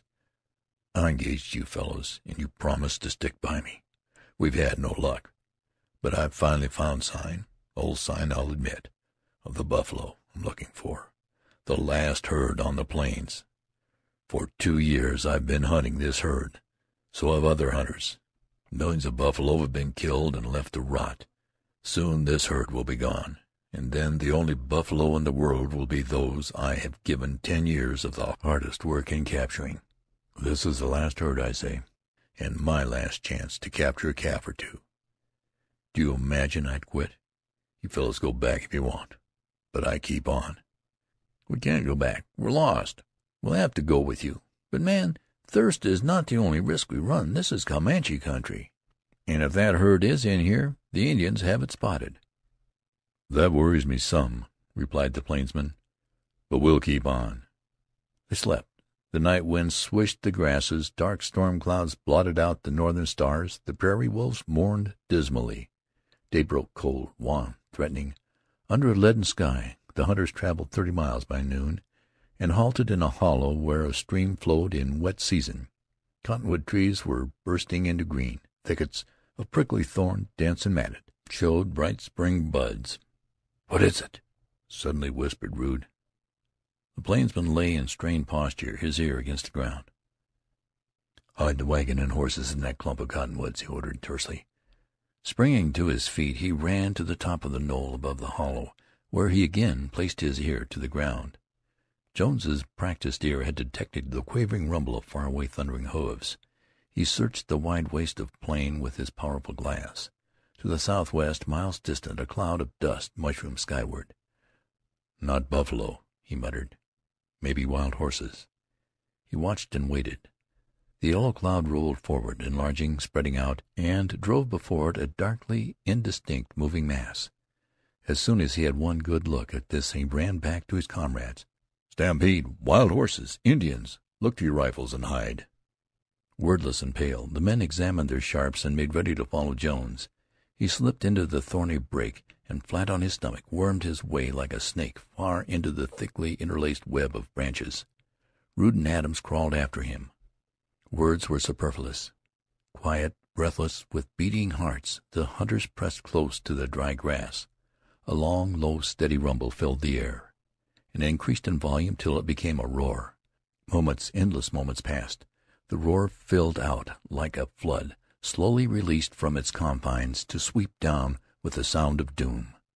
The ground began to tremble and quake. The light faded. The smell of dust pervaded the thicket. Then a continuous screaming roar, deafening as a persistent roar of thunder, pervaded the hiding place. The stampeding horses had split around a hollow. The roar lessened swiftly as a departing snow squall, rushing on through the pines. The thunderous thud and tramp of hoofs died away. The trained horses hidden in the cottonwoods never stirred. "Lie low, lie low," breathed the plainsman to his companions. Throb of hoofs again became audible. Not loud and madly pounding as those that had passed, but low, muffled, rhythmic. Jones's sharp eye, through a peephole in the thicket, saw a cream-colored mustang bob over the knoll, carrying an Indian. Another and another. Then a swiftly following, close-packed throng appeared. Bright red feathers and white gleamed. Weapons glinted. Gaunt, bronzed savages leaned forward on racy, slender mustangs. The plainsman shrank closer to the ground. "Apache!" he exclaimed to himself, and gripped his rifle. The band galloped down to the hollow, and, slowing up, piled single file over the bank. The leader, a short, squat chief, plunged into the brake not 20 yards from the hidden men. Jones recognized the cream mustang. He knew the somber, sinister, broad face. It belonged to the red chief of the Apaches. "Geronimo," murmured the plainsman through his teeth. Well for the Apache that no falcon savage eye discovered aught strange in that little hollow. One look at the sand of the stream bed would have cost him his life. But the Indians crossed the thicket, too far up. They cantered up the slope and disappeared. The hoofbeats softened and ceased. "Gone?" whispered Rude. "Gone. But wait," whispered Jones. He knew the savage nature, and he knew how to wait. After a long time he cautiously crawled out of the thicket and searched the surroundings with the plainsman's eye. He climbed the slope and saw the clouds of dust, the near one small, the far one large, which told him all he needed to know. "Comanches?" queried Adams, with a quaver in his voice. He was new to the plains. "Likely," said Jones, who thought it best not to tell all he knew. Then he added to himself, "We've no time to lose. There's water back here somewhere. The Indians have spotted the buffalo, and we're running the horses away from the water." The three got under way again, proceeding carefully, so as not to raise the dust, and headed due southwest. Scantier and scantier grew the grass. The hollows were washes of sand. Steely gray dunes, like long, flat ocean swells, ribbed the prairie. The gray day declined. Late into the purple night they traveled, then camped without fire. In the gray morning Jones climbed a high rise and scanned the southwest. Low, dun-colored sandhills waved from him down and down in slow, deceptive descent. A solitary and remote waste reached out into gray infinitude. A pale lake, gray as the rest of the gray expanse, glimmered in the distance. "Mirage," he muttered, focusing his glass, which only magnified all under the dead gray steel sky. "Water must be somewhere, but can that be it? It's too pale and elusive to be real. No life, a blasted staked plain. Hello!" A thin, black, wavering line of wild fowl, moving in a beautiful rapid flight, crossed the line of his vision. "Geese flying north and low. There's water here," he said. He followed the flock with his glass, saw them circle over the lake and vanish in the gray sheen. "It's water." He hurried back to the camp. His haggard and worn companions scorned his discovery. Adams, siding with Rude, who knew the plain, said, "Mirage, the lure of the desert." Yet, dominated by a force too powerful for them to resist, they followed the buffalo hunter. All day the gleaming lake beckoned them onward, and seemed to recede. All day the drab clouds scudded before the cold north wind. In the gray twilight the lake suddenly lay before them, as if it had opened at their feet. The men rejoiced, the horses lifted their noses and sniffed the damp air. The whinnies of the horses, the clank of harnesses and splash of water, the whir of ducks, did not blur out of Jones's keen ear a sound that made him jump. It was the thump of hoofs. In a familiar beat, beat, beat, he saw a shadow moving up a ridge. Soon, outlined black against the yet light sky, a lone buffalo cow stood like a statue. A moment she held toward the lake, studying the danger, then went out of sight over the ridge. Jones spurred his horse up the ascent, which was rather long and steep, but he mounted the summit in time to see the cow join 8 huge, shaggy buffalo. The hunter reined in his horse, and standing high in his stirrups, held his hat at arm's length over his head. So he thrilled to a moment he had sought for 2 years. The last herd of American bison was near at hand. The cow would not venture far from the main herd. The 8 stragglers were the old broken-down bulls that had been expelled at this season from the herd by younger and more vigorous bulls. The old monarch saw the hunter at the same time his eyes were gladdened by sight of them, and lumbered away after the cow to disappear in the gathering darkness.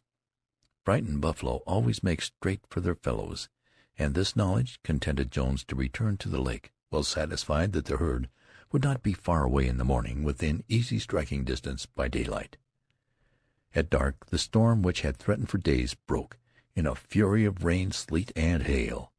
The hunter stretched a piece of canvas over the wheels of the north side of the wagon, and wet and shivering crawled under it to their blankets. During the night the storm raged with unabated strength. Dawn, forbidding and raw, lightened to the whistle of the sleety gusts. Fire was out of the question. Chary of weight, the hunters had carried no wood, and the buffalo chips they used for fuel were lumps of ice. Grumbling, Adams and Rude ate a cold breakfast, while Jones, munching a biscuit, faced the biting blast from the crest of the ridge. The middle of the plain below held a ragged circular mass, as still as stone. It was the buffalo herd, with every shaggy head to the storm. So they would stand, never budging from their tracks, till the blizzard or sleet was over. Jones, though eager and impatient, restrained himself, for it was unwise to begin operations in the storm. There was nothing to do but wait. Ill fared the hunters that day. Food had to be eaten uncooked. The long hours dragged by with the little group huddled under icy blankets. When darkness fell, the sleet changed to drizzling rain. This blew over at midnight, and a colder wind, penetrating to the very marrow of the sleepless men, made their condition worse. In the after part of the night the wolves howled mournfully. With the gray, misty light appearing in the east, Jones threw off his stiff, ice-encased blanket and crawled out. A gaunt gray wolf, the color of the day and the sand and the lake, sneaked away, looking back. While moving and thrashing about to warm his frozen blood, Jones munched another biscuit. His men crawled from under the wagon and made an unfruitful search for the whiskey. Fearing it, Jones had thrown the bottle away. The men cursed. The patient horses drooped sadly and shivered in the lee of the improvised tent. Jones kicked the inch-thick casing of ice from his saddle. Kentuck, his racer, had been spared on the whole trip for this day's work. The thoroughbred was cold, but as Jones threw the saddle over him, he showed that he knew the chase ahead, and was eager to be off. At last, after repeated efforts with his benumbed fingers, Jones got the girths tight. He tied a bunch of soft cords to the saddle and mounted. "Follow as fast as you can," he called to his surly men. "The bluffs will run north against the wind. This is the right direction for us. We'll soon leave the sand. Stick to my trail and come a-humming." From the ridge he met the red sun, rising bright, and a keen northeasterly wind that lashed like a whip. As he had anticipated, his quarry had moved northward. Kentuck let out into a swinging stride, which in an hour had the loping herd in sight. Every jump now took him upon higher ground, where the sand failed and the grass grew thicker and began to bend under the wind. In the teeth of the nipping gale, Jones slipped close upon the herd without alarming even a cow. More than 100 little reddish-black calves leisurely loped in the rear. Kentuck, keen to his work, crept on like a wolf, and the hunter's great fist clenched the coiled lasso. Before him expanded a boundless plain. A situation long cherished and dreamed of had become a reality. Kentuck, fresh and strong, was good for all day. Jones gloated over the little red bulls and heifers as a miser gloats over gold and jewels. Never before had he caught more than 2 in one day, and often it had taken days to capture one. This was the last herd, this the last opportunity toward perpetuating a grand race of beasts, and with born instinct he saw ahead the day of his life. At a touch, Kentuck closed in, and the buffalo, seeing him, stampeded into a heaving roll so well known to the hunter. Racing on the right flank of the herd, Jones selected a tawny heifer and shot the lariat after her. It fell true, but being stiff and kinky from the sleet, failed to tighten, and the quick calf leaped through the loop to freedom. Undismayed, the pursuer quickly recovered his rope. Again he whirled and sent the loop. Again it circled true and failed to close. Again the agile heifer bounded through it. Jones whipped the air with a stubborn rope. To lose a chance like that was worse than boy's work. The third whirl, running a smaller loop, tightened the coil round the frightened calf just back of its ears. A pull on the bridle brought Kentuck to a halt in his tracks, and the baby buffalo rolled over and over in the grass. Jones bounced from his seat and jerked loose a couple of the soft cords. In a twinkling, his big knee crushed down on the calf, and his big hands bounded helpless. Kentuck neighed. Jones saw his black ears go up. Danger threatened.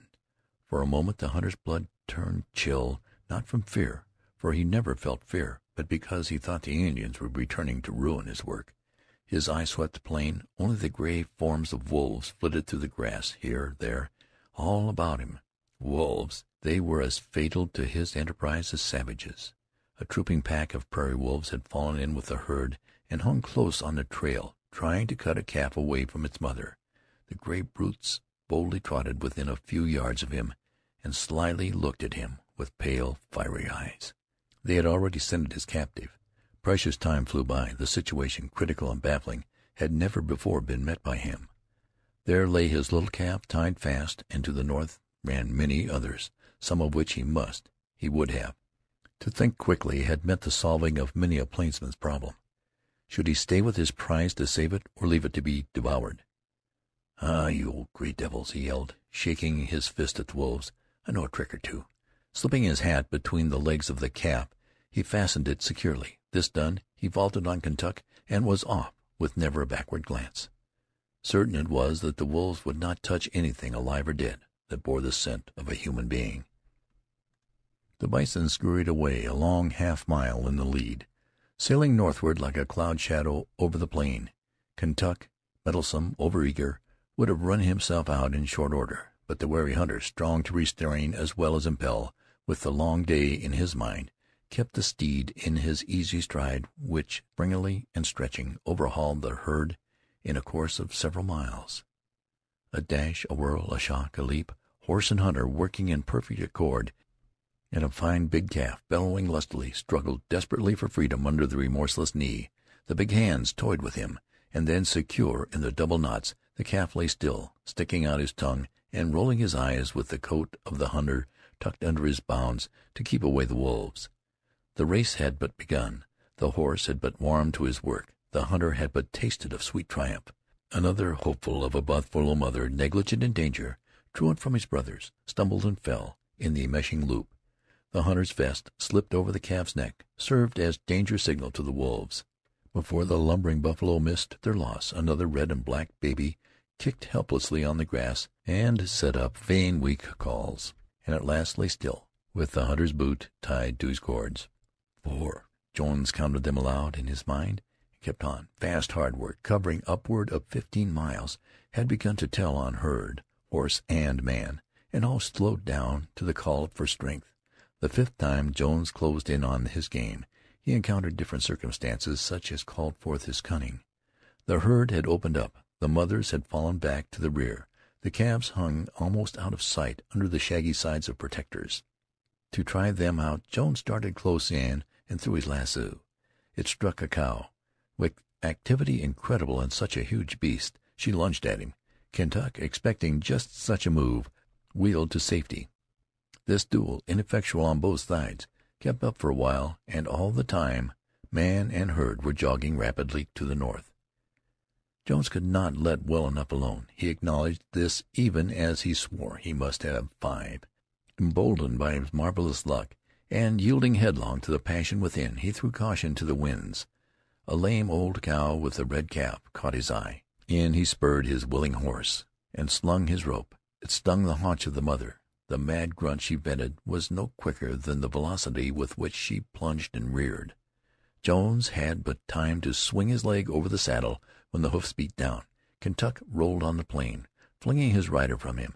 The infuriated buffalo lowered her head for the fatal charge on the horse, when the plainsman, jerking out his heavy Colts, shot her dead in her tracks. Kentuck got to his feet unhurt, and stood his ground, quivering but ready, showing his steadfast courage. He showed more, for his ears lay back, and his eyes had the gleam of the animal that strikes back. The calf ran round its mother. Jones lassoed it, and tied it down, being compelled to cut a piece from his lasso, as the cords of the saddle had given out. He left his other boot with baby number 5. The still heaving, smoking body of the victim called forth the stern, intrepid hunter's pity for a moment. Spill of blood he had not wanted, but he had not been able to avoid it. And mounting again with close shut jaw and smoldering eye, he galloped to the north. Kentuck snorted. The pursuing wolves shied off in the grass. The pale sun began to slant westward. The cold iron stirrups froze and cut the hunter's bootless feet. When once more he came hounding the buffalo, they were considerably winded.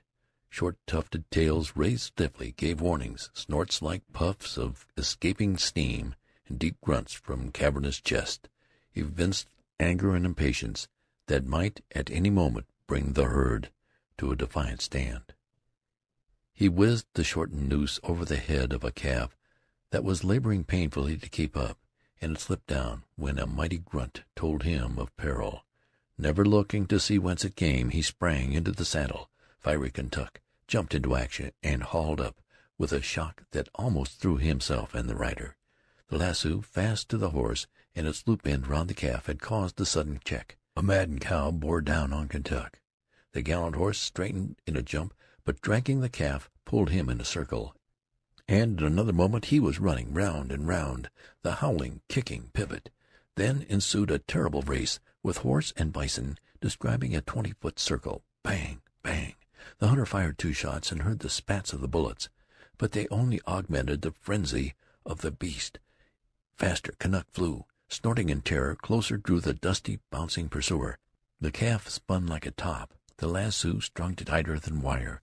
Jones strained to loosen the fastening, but in vain. He swore at his carelessness in dropping his knife by the last calf he had tied. He thought of shooting the rope, yet dared not risk the shot. A hollow sound turned him again. With the Colts leveled, bang! Dust flew from the ground beyond the bison. The 2 charges left in the gun were all that stood between him an eternity. With a desperate display of strength, Jones threw his weight in a backward pull and hauled Kentuck up. Then he leaned far back in the saddle and shoved the Colts out beyond the horse's flank. Down went the broad head with its black glistening horns. Bang! She slid forward with a crash, plowing the ground with hoofs and nose. Spouted blood, uttered a hoarse cry, kicked, and died. Kentuck, for once completely terrorized, reared and plunged from the cow, dragging the calf. Stern command and iron arm forced him to a standstill. The calf, nearly strangled, recovered when the noose was slipped, and moaned a feeble protest against life and captivity. The remainder of Jones's lasso went to bind number 6, and one of his socks went to serve as a reminder to the persistent wolves. 6. On, Kentuck, on.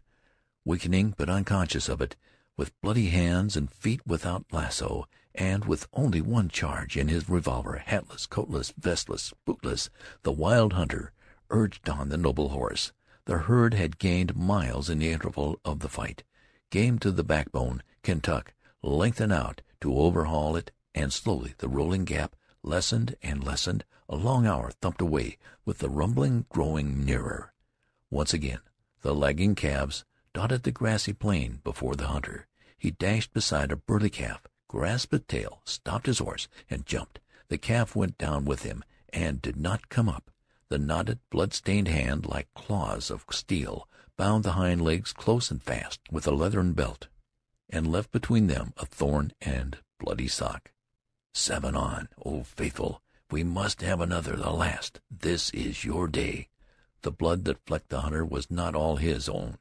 The sun slanted westwardly toward the purpling horizon. The grassy plain gleamed like a ruffled sea of glass. The gray wolves loped on. When next the hunter came within sight of the herd over a wavy ridge, changes in its shape had movement, met his gaze. The calves were almost done. They could run no more. Their mothers faced the south and trotted slowly to and fro. The bulls were grunting, herding, piling close. It looked as if the herd meant to stand and fight. This mattered little to the hunter, who had captured 7 calves since dawn. The first limping calf he reached tried to elude the grasping hand and failed. Kentuck had been trained to wheel to the right or left, in whichever way his rider leaned, and as Jones bent over and caught the upraised tail, the horse turned to strike the calf with both front hoofs. The calf rolled, the horse plunged down, the rider sped beyond to the dust. Though the calf was tired, he still could bellow, and he filled the air with robust balls. Jones all at once saw 20 or more buffalo dash in at him with fast, twinkling short legs. With the thought of it, he was in the air to the saddle. As the black round mounds charged from every direction, Kentuck let out with all there was left in him. He leaped and whirled, pitched and swerved in a roaring, clashing, dusty melee. Beating hoofs through the turf, flying tails whipped the air, and everywhere were dusky, sharp-pointed heads tossing low. Kentuck squeezed out unscathed. The mob of bison, bristling, turned to lumber after the main herd. Jones seized his opportunity and rode after them, yelling with all his might. He drove them so hard that soon the little fellows lagged paces behind. Only 1 or 2 old cows straggled with the calves. Then, wheeling Kentuck, he cut between the herd and a calf, and rode it down. Bewildered, the tousled little bull bellowed in great affright. The hunter seized the stiff tail, and calling to his horse, leaped off. But his strength was far spent, and the buffalo, larger than his fellows, thrashed about and jerked in terror. Jones threw it again and again, but it struggled up, never once ceasing its loud demands for help. Finally the hunter tripped it up and fell upon it with his knees. Above the rumble of retreating hoofs, Jones heard the familiar short, quick, jarring pound on the turf. Kentuck neighed his alarm and raced to the right. Bearing down on the hunter, hurtling through the air, was a giant furry mass, instinct with fierce life and power. The buffalo cow, robbed of her young, with his senses almost numb, barely able to pull and raise the colt, the plainsman willed to live and to keep his captive. His leveled arm wavered like a leaf in a storm. Bang! Fire, smoke, a shock, a jarring crash, and silence. The calf stirred beneath him. He put out a hand to touch a warm, furry coat. The mother had fallen beside him. Lifting a heavy hoof, he laid it over the neck of the calf to serve as additional weight. He lay still and listened. The rumble of the herd died away in the distance. The evening waned. Still the hunter lay quiet. From time to time the calf struggled and bellowed. Lank gray wolves appeared on all sides. They prowled about with hungry howls, and shoved black-tipped noses through the grass. The sun sank, and the sky paled to opal blue. A star shone out, then another and another. Over the prairie slanted the first dark shadow of night. Suddenly the hunter laid his ear to the ground and listened. Faint beats, like throbs of a pulsing heart, shuddered from the soft turf. Stronger they grew, till the hunter raised his head. Dark forms approached. Voices broke the silence. The creaking of a wagon scared away the wolves. "This way!" shouted the hunter weakly. "Ah, there he is, hurt!" cried Rude, vaulting the wheel. "Tie up this calf. How many did you find?" The voice grew fainter. "7 alive and in good shape, and all your clothes." But the last words fell on unconscious ears. End of chapter 3.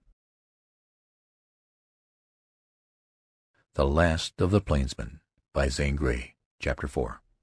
The Trail. "Frank, what'll we do about horses?" asked Jones. "Jim'll want to bay, and of course you'll want to ride Spot. The rest of our nags will only do to pack the outfit." "I've been thinking," replied the foreman. "You sure will need good mounts. Now it happens that a friend of mine is just at this time at House Rock Valley, an outlying post of one of the big Utah ranches. He is getting in the horses off the range, and he has some cracking good ones. Let's ooze over there. It's only 30 miles, and get some horses from him." We were all eager to act upon Frank's suggestion, so plans were made for the 3 of us to ride over and select our mounts. Frank and Jim would follow with the pack train, and if all went well, on the following evening we would camp under the shadow of Buckskin. Early next morning we were on our way. I tried to find a soft place on Old Baldy, one of Frank's pack horses. He was a horse that would not have raised up at the trumpet of doom. Nothing under the sun, Frank said, bothered Old Baldy but the operation of shoeing. We made the distance to the outpost by noon, and found Frank's friend a genial and obliging cowboy, who said we could have all the horses we wanted. While Jones and Wallace strutted around the big corral, which was full of vicious, dusty, shaggy horses and mustangs, I sat high on the fence. I heard them talking about points and girth and stride, and a lot of terms that I could not understand. Wallace selected a heavy sorrel, and Jones a big bay, very like Jim's. I had observed, way over in the corner of a corral, a bunch of cayuses, and among them a clean-limbed black horse. Edging round on the fence, I got a closer view, and then cried out that I had found my horse. I jumped down and caught him, much to my surprise, for the other horses were wild and had kicked viciously. The black was beautifully built, wide-chested and powerful, but not heavy. His coat glistened like sheeny black satin, and he had a white face and white feet and a long mane. "I don't know about giving you Satan. That's his name," said the cowboy. "The foreman rides him often. He's the fastest, the best climber, and the best dispositioned horse on the range. But I guess I can let you have him," he continued when he saw my disappointed face. "By George!" exclaimed Jones. "You've got it on us this time." "Would you like to trade?" asked Wallace, as his sorrel tried to bite him. "That black looks sort of fierce." I led my prize out of the corral, up to the little cabin near by, where I tied him, and proceeded to get acquainted after a fashion of my own. Though not versed in horse lore, I knew that half the battle was to win his confidence. I smoothed his silky coat and patted him, and then surreptitiously slipped a lump of sugar from my pocket. This sugar, which I had purloined in Flagstaff and carried all the way across the desert, was somewhat disreputably soiled, and Satan sniffed at it disdainfully. Evidently he had never smelled or tasted sugar. I pressed it into his mouth. He munched it, and then looked me over with some interest. I handed him another lump. He took it and rubbed his nose against me. Satan was mine. Frank and Jim came along early in the afternoon. What with packing, changing saddles, and shoeing the horses, we were all busy. Old Baldy would not be shod, so we let him off till a more opportune time. By 4 o'clock we were riding toward the slopes of Buckskin, now only a few miles away, standing up higher and darker. "What's that for?" inquired Wallace, pointing to a long, rusty, wire-wrapped, double-barreled blunderbuss of a shotgun stuck in the holster of Jones's saddle. The colonel, who had been having a fine time with the impatient and curious hounds, did not vouchsafe any information on that score. But very shortly we were destined to learn the use of this incongruous firearm. I was riding in advance of Wallace and a little behind Jones. The dogs, excepting Jude, who had been kicked and lamed, were ranging along before their master. Suddenly, right before me, I saw an immense jackrabbit, and just then Mose and Don caught sight of it. In fact, Mose bumped his blunt nose into the rabbit. When it leaped into scared action, Mose yelped, and Don followed suit.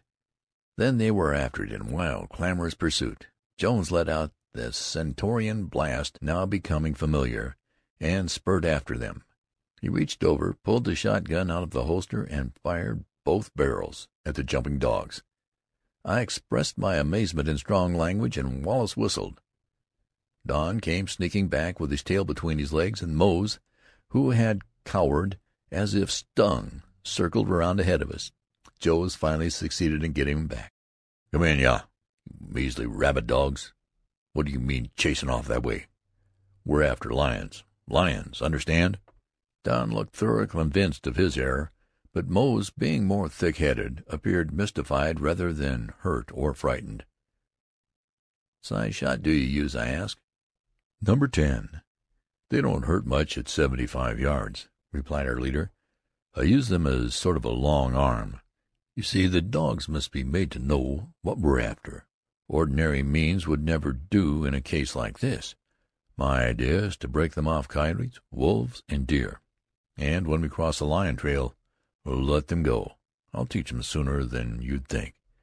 Only we must get where we can see what they're trailing. Then I can tell whether to call them back or not." The sun was gliding the rim of the desert ramparts when we began the ascent of the foothills of Buckskin. A steep trail wound zigzag up the mountain. We led our horses, as it was a long, hard climb. From time to time I stopped to catch my breath. I gazed away across the growing void to the gorgeous pink cliffs far above and beyond the red wall which had seemed so high, and then out toward the desert. The irregular, ragged crack in the plain, apparently only a thread of broken ground, was the Grand Canyon. How unutterably remote, wild, grand was that world of red and brown, of purple pall, of vague outline. 2,000 feet, probably, we mounted to what Frank called Little Buckskin. In the west a copper glow, ridged with lead-colored clouds, marked where the sun had set. The air was very thin and icy cold. At the first clump of pinyon pines we made dry camp. When I sat down it was as if I had been anchored. Frank solicitously remarked that I looked sort of beat. Jim built a roaring fire, and began getting supper. A snow squall came on the rushing wind. The air grew colder, and though I hugged the fire, I could not get warm. When I had satisfied my hunger, I rolled out my sleeping bag and crept into it. I stretched my aching limbs and did not move again. Once I awoke drowsily, feeling the warmth of the fire, and I heard Frank say, "He's asleep, dead to the world." "He's all in," said Jones. "Riding what did it. You know how a horse tears a man to pieces." "Will it be able to stand it?" asked Frank, with as much solicitude as if he were my brother. "When you get out after anything, well, you're hell. And think of country we're going into. I know you've never seen the breaks of this Siwash, but I have, and it's the worst and roughest country I ever saw. Breaks after breaks like the ridges on a washboard, headin' on the south slope of Buckskin and runnin' down side by side, miles and miles, deeper and deeper, till they run into that awful hole. It will be a killin' trip on men, horses, and dogs. Now, Mr. Wallace, he's been campin' and roughin' with the Navajos for months. He's in some kind of shape, but, Frank concluded his remark with a doubtful pause. "I'm some worried, too," replied Jones. "But he would come. He stood the desert well enough. Even the Mormons said that." In the ensuing silence the fire sputtered, the glare fitfully merged into dark shadows under the weird pinyons, and the wind moaned through the short branches. "Well," drawled a slow, soft voice, "shore I reckon you're hollerin' too soon. Frank's measly trick puttin' him on Spot showed me. He rode out on Spot, and he rode in on Spot. Sure he'll stay." It was not all the warmth of the blankets that glowed over me then. The voices died away dreamily, and my eyelids dropped sleepily tight. Late in the night I sat up suddenly, roused by some unusual disturbance. The fire was dead. The wind swept with a rush through the pinyons. From the black darkness came the staccato chorus of coyotes. Don barked his displeasure, Sounder made the welkin ring, and old Mose growled low and deep, grumbling like muttered thunder. Then all was quiet, and I slept. Dawn, rosy red, confronted me when I opened my eyes. Breakfast was ready. Frank was packing Old Baldy. Jones talked to his horse as he saddled him. Wallace came stooping, his giant figure under the pinyons. The dogs, eager and soft-eyed, sat around Jim and begged. The sun peeped over the pink cliffs. The desert still lay asleep, tranced in a purple and golden-streaked mist. "Come, come," said Jones in his big voice. "We're slow. Here's the sun." "Easy, easy," replied Frank. "We've got all the time there is." When Frank threw the saddle over Satan, I interrupted him and said I would care for my horse henceforward. Soon we were under way, the horses fresh, the dogs scenting the keen, cold air. The trail rolled over the ridges of pinyon and scrubby pine. Occasionally we could see the black, ragged crest of Buckskin above us. From one of these ridges I took my last long look back at the desert, and engraved on my mind a picture of the red wall and the many-hued ocean of sand. The trail, narrow and indistinct, mounted the last slow-rising slope. The pinyons failed, and the scrubby pines became abundant. At length we reached the top and entered the great arched aisles of Buckskin forest. The ground was flat as a table. Magnificent pine trees, with branches high and spreading, gave the eye glad welcome. Some of these monarchs were 8 feet thick at the base and 200 feet high. Here and there one lay gaunt and prostrate, a victim of the wind. The smell of pitch pine was sweetly overpowering. "When I went through here 2 weeks ago, the snow was a foot deep and a bog in places," said Frank. "The sun has been oozing around here some. I'm afraid Jones won't find any snow on this end of Buckskin." 30 miles of winding trail, brown and springy from its thick mat of pine needles, shaded always by the massive, seamy-barked trees, took us over the extremity of Buckskin. Then we faced down into the head of a ravine that ever grew deeper, stonier, and rougher. I shifted from side to side, from leg to leg, in my saddle, dismounted, and hobbled before Satan, mounted again, and rode on. Jones called the dogs and complained to them of the lack of snow. Wallace sat his horse comfortably, taking long pulls at his pipe and long gazes at the shaggy sides of the ravine. Frank, energetic and tireless, kept the pack horses in the trail. Jim jogged on silently, and so we rode down to Oak Spring. The spring was pleasantly situated in a grove of oaks and pinyons, under the shadow of 3 cliffs. 3 ravines opened here into an oval valley. A rude cabin of rough-hewn logs stood near the spring. Get down," sang out Frank. "We'll hang up here. Beyond Oak is no man's land. We take our chances on water after we leave here." When we had unsaddled, unpacked, and got a fire roaring on the wide stone hearth of the cabin, it was once again night. "Boys," said Jones after supper, "we're now on the edge of the lion country. Frank saw a lion sign in here only 2 weeks ago, and though the snow is gone, we stand a show of finding tracks in the sand and dust. Tomorrow morning, before the sun gets a chance at the bottom of these ravines, we'll be up and doing. We'll each take a dog and search in different directions. Keep the dog in leash, and when he opens up, examine the ground carefully for tracks. If a dog opens on any track that you are sure isn't a lion's, punish him. And when a lion track is found, hold the dog in, wait, and signal. We'll use a signal I have tried and found far-reaching and easy to yell. Wahoo! That's it. Once yelled, it means come. Twice means come quickly. 3 times means come danger. In one corner of the cabin was a platform of poles covered with straw. I threw the sleeping bag on this and was soon stretched out. Misgivings as to my strength worried me before I closed my eyes. Once on my back, I felt I could not rise. My chest was sore, my cough deep and rasping. It seemed I had scarcely closed my eyes when Jones's impatient voice recalled me from sweet oblivion. Frank, it's daylight. Jim, boys," he called. I tumbled out in a gray, wan twilight. It was cold enough to make the fire acceptable, but nothing like the morning before on Buckskin. "Come to the festal board," drawled Jim, almost before I had my boots laced. "Jones," said Frank, "Jim and I'll ooze around here to-day. There's lots to do, and we want to have things hitched right before we strike for the Siwash. We've got to shoe old Baldy, and if we can't get him locoed, it'll take all of us to do it." The light was still gray when Jones led off with Don, Wallace with Sounder, and I with Moze. Jones directed us to separate, follow the dry stream beds in the ravines, and remember his instructions given the night before.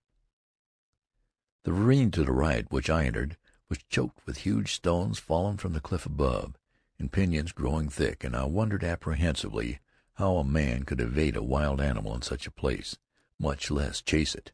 Old Mose pulled on his chain and sniffed at coyote and deer tracks, and every time he evinced such interest in such, I cut him with a switch, which, to tell the truth, he did not notice. I thought I heard a shout, and, holding Mose tight, waited and listened. "Wahoo! Wahoo!" floated on the air, rather deadened, as if it had come from round the triangular cliff that faced into the valley. Urging and dragging Mose, I ran down the ravine as fast as I could, and soon encountered Wallace coming from the middle ravine. "Jones," he said excitedly, "this way. There's the signal again." We dashed in haste for the mouth of the third ravine, and came suddenly upon Jones, kneeling under a pinyon tree. "Boys, look!" he exclaimed as he pointed to the ground. There, clearly defined in the dust, was a cat track as big as my spread hand, and the mere sight of it sent a chill up my spine. "There's a lion track for you, made by a female, 2-year-old, but can't say if she passed here last night. Don won't take the trail. Try Mose." I led Mose to the big round imprint, and put his nose down into it. The old hound sniffed and sniffed, then lost interest. "Cold," ejaculated Jones. "No go. Try Sounder. Come on, boy. You've got a nose for it." He urged the reluctant hound forward. Sounder needed not to be shown the trail. He stuck his nose in it, and stood very quiet for a long moment. Then he quivered slightly, raised his nose, and sought the next track. Step by step he went slowly, doubtfully. All at once his tail wagged stiffly. "Look at that!" cried Jones in delight. "He's caught a scent when the others couldn't. Hey, Mose, get back. Keep Mose and Don back. Give him room." Slowly Sounder paced up the ravine as carefully as if he were traveling on thin ice. He passed the dusty open trail to a scaly ground with little bits of grass, and he kept on. We were electrified to hear him give vent to a deep bugle blast note of eagerness. "By George, he's got it, boys!" exclaimed Jones, as he lifted the stubborn, struggling hound off the trail. "I know that bay. It means a lion passed here this morning, and we'll get him up as sure as you're alive. Come, Sounder. Now for the horses." As we ran pell-mell into the little glade, where Jim sat mending some saddle trapping, Frank strode up the trail with the horses. "Well, I heard Sounder," he said with his genial smile. "Something's coming off, eh?" "You'll have to ooze round some to keep up with that hound." I saddled Satan with fingers that trembled in excitement, and pushed my little Remington automatic into the rifle holster. "Boys, listen," said our leader. "We're off now in the beginning of a hunt new to you. Remember, no shooting, no bloodletting, except in self-defense. Keep as close to me as you can, listen for the dogs, and when you fall behind or separate, yell out the signal cry. Don't forget this. We're bound to lose each other. Look out for the spikes and branches on the trees. If the dogs split, whoever follows the one that trees the lion must wait there till the rest come up. Off now. Come, Sounder, Mose, you rascal, Hyah, come, Don, come, puppy, and take your medicine." Except Mose, the hounds were all trembling and running eagerly to and fro. When Sounder was loosed, he led them in a bee line to the trail, with us cantering after. Sounder worked exactly as before, only he followed the line of tracks a little further up the ravine before he bayed. He kept going faster and faster, occasionally letting out one deep, short yelp. The other hounds did not give tongue, but eager, excited, baffled, kept at his heels. The ravine was long, and the wash at the bottom, up which the lion had proceeded, turned and twisted round boulders large as houses, and led through dense growths of some short, rough shrub. Now and then the lion tracks showed plainly in the sand. For 5 miles or more, Sounder led us up the ravine, which began to contract and grow steep. The dry stream bed got to be full of thickets of poplar, tall, straight branchless saplings about the size of a man's arm, and growing so close we had to press them aside to let our horses through. Presently Sounder slowed up and appeared at fault. We found him puzzling over an open grassy patch, and after nosing it for a little while, he began skirting the edge. "Cute dog," declared Jones. "That Sounder will make a lion chaser. Our game has gone up here somewhere." Sure enough, Sounder directly gave tongue from the side of the ravine. It was climb for us now. Broken shale, rocks of all dimensions, pinyons down and pinyons up, made ascending no easy problem. We had to dismount and lead our horses. Thus losing ground, Jones forged ahead and reached the top of the ravine first. When Wallace and I got up, breathing heavily, Jones and the hounds were out of sight, but Sounder kept voicing his clear call, giving us our direction. Off we flew, over ground that was still rough, but enjoyable going compared to the ravine slopes. The ridge was sparsely covered with cedar and pinyon, through which, far ahead, we pretty soon spied Jones. Wallace signaled, and our leader answered twice. We caught up with him on the brink of another ravine, deeper and craggier than the first, full of dead, gnarled pinyon and splintered rocks.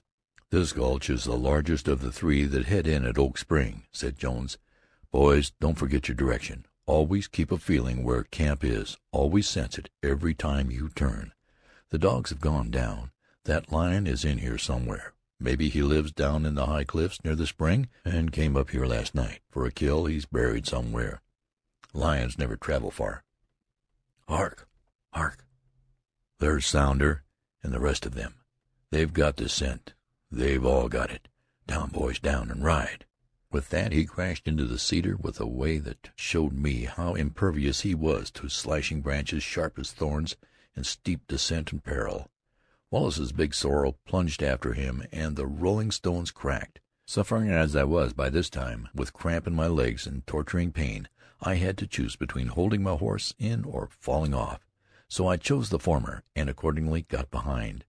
Dead cedar and pinyon trees lay everywhere, with their contorted limbs reaching out like the arms of the devil-fish. Stones blocked every opening, making the bottom of the ravine. After what seemed an interminable time, I found the tracks of Jones and Wallace. A long "wahoo" drew me on. Then the mellow bay of a hound floated up the ravine. Satan made up time in the sandy stream bed, but kept me busy dodging overhanging branches. I became aware, after a succession of efforts to keep from being strung on pinyons, that the sand before me was clean and trackless. Hauling Satan up sharply, I waited irresolutely and listened. Then from high up on the ravine side wafted down a medley of yelps and barks. "Wahoo! Wahoo!" ringing down the slope, pealed against the cliff behind me, and sent the wild echoes flying. Satan, of his own accord, headed up the incline. Surprised at this, I gave him free rein. How he did climb! Not long did it take me to discover that he picked out easier going than I had. Once I saw Jones crossing a ledge far above me, and I yelled our signal cry. The answer returned clear and sharp. Then its echo crackled under the hollow cliff, and crossing and recrossing the ravine, it died at last, far away, like the muffled peal of a bell buoy. Again I heard the blended yelping of the hounds, and closer at hand I saw a long, low cliff above, and decided that the hounds were running at the base of it. Another chorus of yelps, quicker, wilder than the others, drew a yell from me. Instinctively I knew the dogs had jumped game of some kind. Satan knew it as well as I, for he quickened his pace and sent the stones clattering behind him.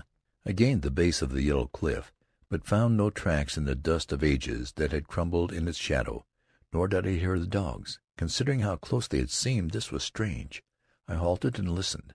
Silence reigned supreme.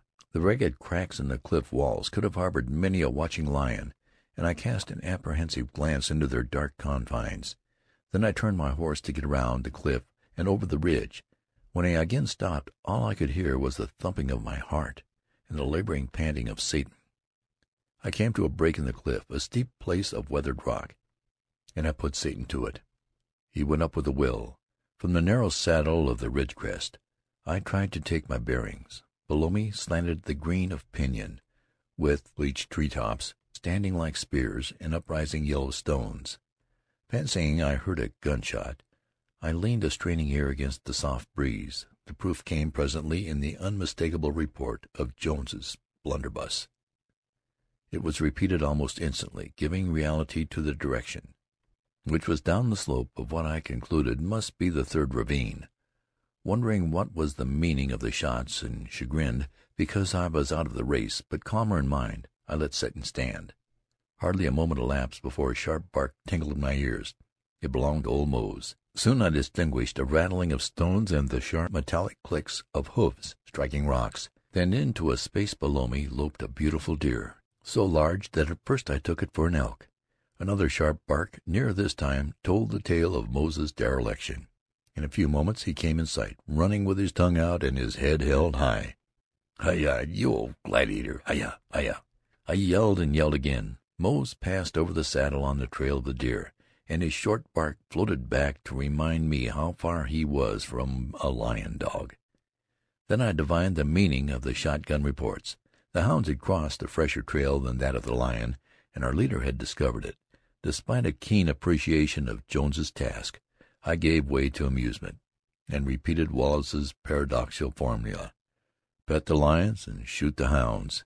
So I headed down the ravine, looking for a blunt, bold crag, which I had descried from camp. I found it before long, and, profiting by past failures to judge of distance, gave my first impression a great stretch, and then decided that I was more than 2 miles from Oak. Long after 2 miles had been covered, and I had begun to associate Jim's biscuits with a certain soft seat near a ruddy fire, I was apparently still the same distance from my landmark crag. Suddenly a slight noise brought me to a halt. I listened intently. Only an indistinct rattling of small rocks disturbed the impressive stillness. It might have been the weathering that goes on constantly, and it might have been an animal. I inclined to the former idea till I saw Satan's ears go up. Jones had told me to watch the ears of my horse, and short as had been my acquaintance with Satan, I had learned that he always discovered things more quickly than I, so I waited patiently. From time to time a rattling roll of pebbles, almost musical, caught my ears. It came from the base of the wall of yellow cliff, and barred the summit of all those ridges. Satan threw up his head and nosed the breeze. The delicate, almost stealthy sounds, the action of my horse, the waiting, drove my heart to extra work. The breeze quickened and fanned my cheek, and borne upon it came the faint and far-away bay of a hound. It came again and again, each time nearer. Then on a stronger puff of wind rang the clear, deep, mellow call that had given Sounder his beautiful name. Never, it seemed, had I heard music so blood-stirring. Sounder was on the trail of something, and he had it headed my way. Satan heard and shot up his long ears and tried to go ahead, but I restrained and soothed him into quiet. Long moments I sat there with the poignant consciousness of the wildness of the scene, of the significant rattling of the stones, and of the bell-tongued hound baying incessantly, sending warm joy through my veins. The absorption in sensations now, yielding only to the hunting instinct when Satan snorted and quivered. Again the deep-tongued bay rang into the silence with the stirring thrill of life, and a sharp rattling of stones just above brought another snort from Satan. Across an open space in the pinyons a gray form flashed. I leapt off Satan and knelt to get a better view under the trees. I soon made out another deer passing along the base of the cliff. Nodding again, I rode up to the cliff to wait for Sounder. A long time I had to wait for the hound. It proved that the atmosphere was as deceiving in regard to sound as to sight. Finally Sounder came running along the wall. I got off to intercept him. The crazy fellow, he had never responded to my overtures of friendship, uttered short, sharp yelps of delight, and actually leaped into my arms. But I could not hold him. He darted upon the trail again and paid no heed to my angry shouts. With resolve to overhaul him, I jumped on Satan and whirled after the hound. The black stretched out with such a stride that I was at pains to keep my seat. I dodged the jutting rocks and projecting snags, felt stinging branches in my face and the rush of sweet, dry wind. Under the crumbling walls, over slopes of weathered stone and droppings of shelving rock, round protruding noses of cliff, over and under pinyons, Satan thundered. He came out on top of the ridge at the narrow back I called a saddle. Here I caught a glimpse of Sounder far below, going down into the ravine from which I had ascended some time before. I called to him, but I might as well call to the wind. Weary to the point of exhaustion, I once more turned Satan toward camp. I lay forward on his neck and let him have his will. Far down the ravine, I awoke to strange sound and soon recognized the cracking of iron-shod hoofs against stone, then voices. Turning an abrupt bend in the sandy wash, I ran into Jones and Wallace. "Fall in. Line up in the sad procession," said Jones. "Tige and the pup are faithful. The rest of the dogs are somewhere between the Grand Canyon and the Utah desert." I related my adventures and tried to spare Mose and Sounder as much as conscience would permit. "Hard luck," commented Jones. "Just as the hounds jumped the cougar. Oh, they bounced him out of the rocks all right. Don't you remember just under the cliff wall where you and Wallace came up to me? Well, just as they jumped him, they ran right into fresh deer tracks. I saw one of the deer. Now that's too much for any hounds except those trained for lions. Shot at Mose twice, but couldn't turn him. He has to be hurt. They've all got to be hurt to make them understand." Wallace told of a wild ride somewhere in Jones's wake, and of sundry knocks and bruises he had sustained, of pieces of corduroy he had left decorating the cedars, and of a most humiliating event where a gaunt and bare-pinioned snag had penetrated under his belt and lifted him, mad and kicking, off his horse. "These western nags will hang you on a limb every chance they get," declared Jones, "and don't you overlook that.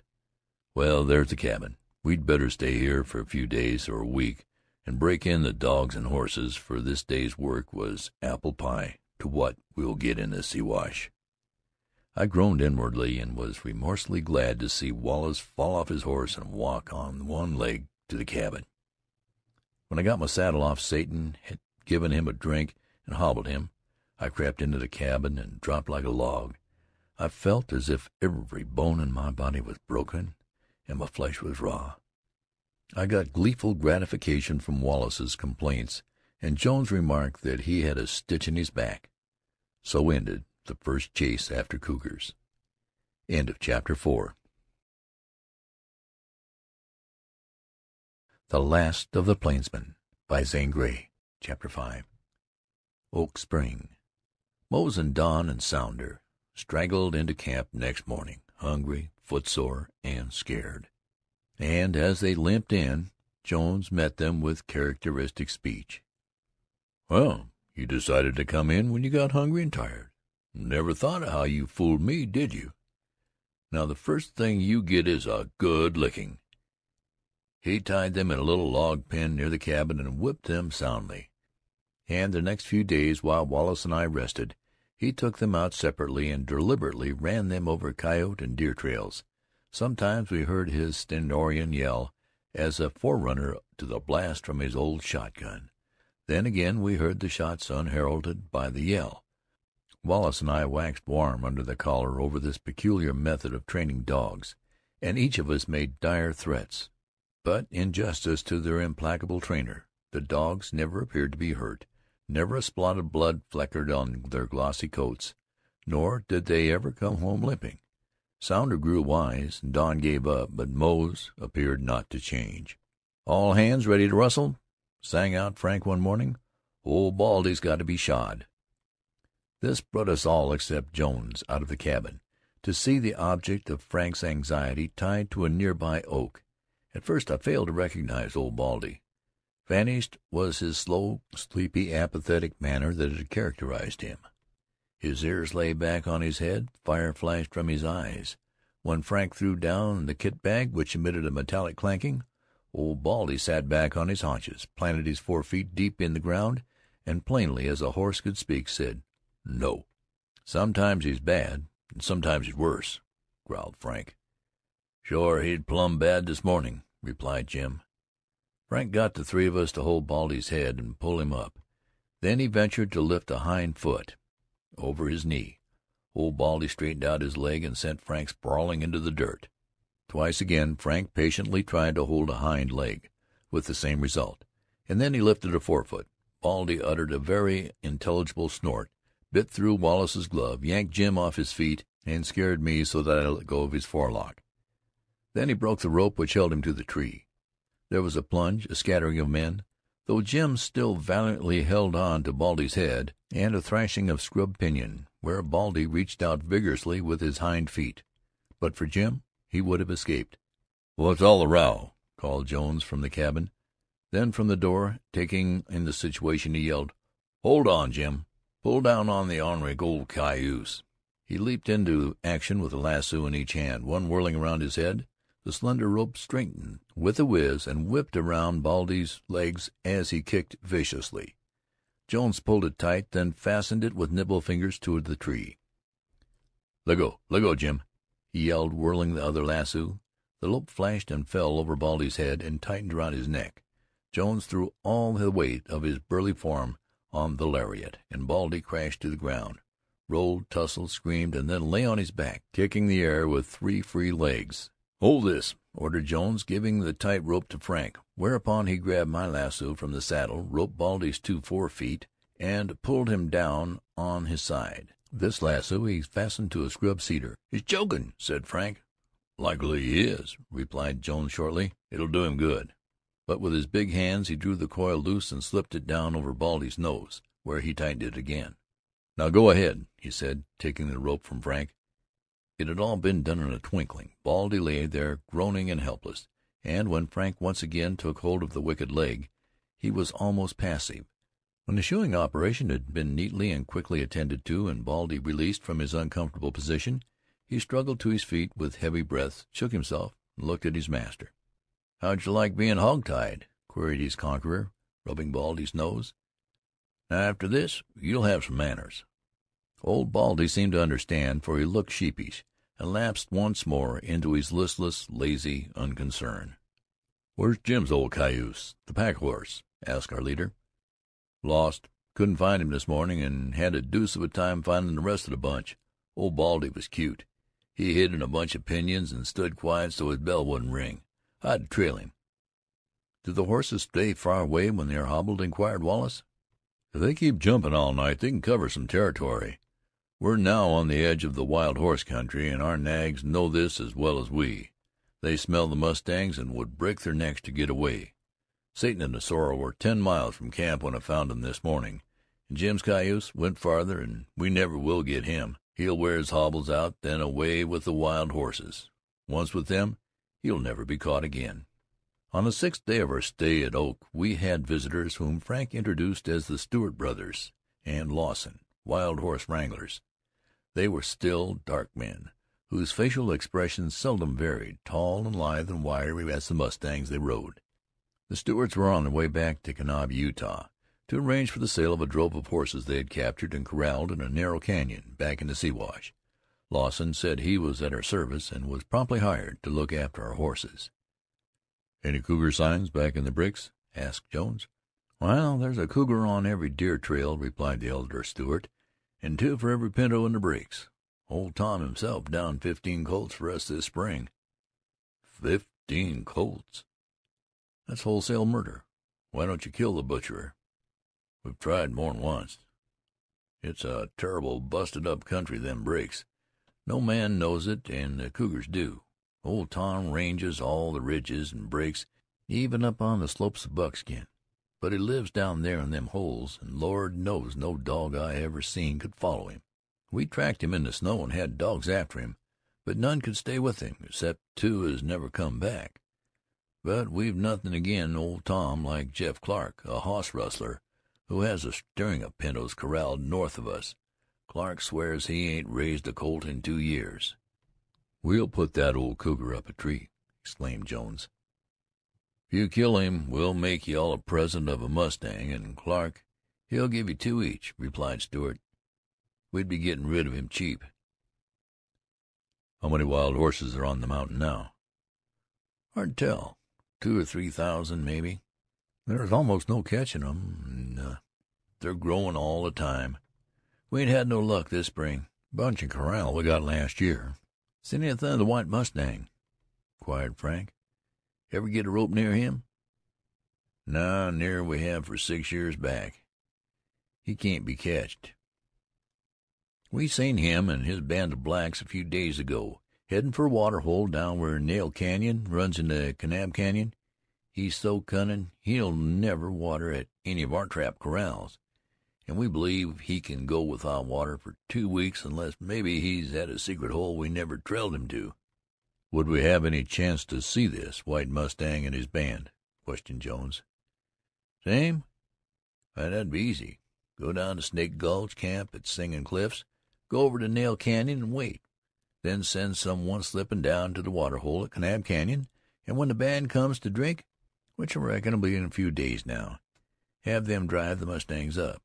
Only be sure to have them get ahead of the White Mustang, so he'll have only one way to come, for he sure is knowin'. He never makes a mistake. Maybe you'll get to see him come by like a white streak. Why, I've heerd that mustang's hoofs ring like bells on the rocks a mile away. His hoofs are harder'n any iron shoe as ever made. But even if you don't get to see him, Snake Gulch is worth seeing." I learned later from Stewart that the White Mustang was a beautiful stallion of the wildest strain of mustang blue blood. He had roamed the long reaches between the Grand Canyon and Buckskin toward its southern slope for years.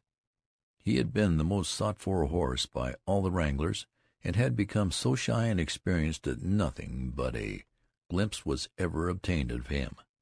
A singular fact was, he never attached any of his own species to his band, unless they were coal black. He had been known to fight and kill other stallions, but he kept out of the well-wooded and watered country frequented by other bands, and ranged the breaks of the Siwash as far as he could range. The usual method, indeed the only successful way to capture wild horses, was to build corrals around the water holes. The wranglers lay out night after night watching. When the mustangs came to drink, which was always after dark, the gates would be closed on them. But the trick had never been tried on the White Mustang, for the simple reason that he had never approached one of the traps. "Boys," said Jones, "saying we need breaking in, we'll give the White Mustang a little run." This was most pleasurable news, for the wild horses fascinated me. Besides, I saw from the expression on our leader's face that an uncapturable mustang was an object of interest to him. Wallace and I had employed the last few warm sunny afternoons in riding up and down the valley below Oak, where there was a fine level stretch. Here I wore out my soreness of muscle and gradually overcame my awkwardness in the saddle.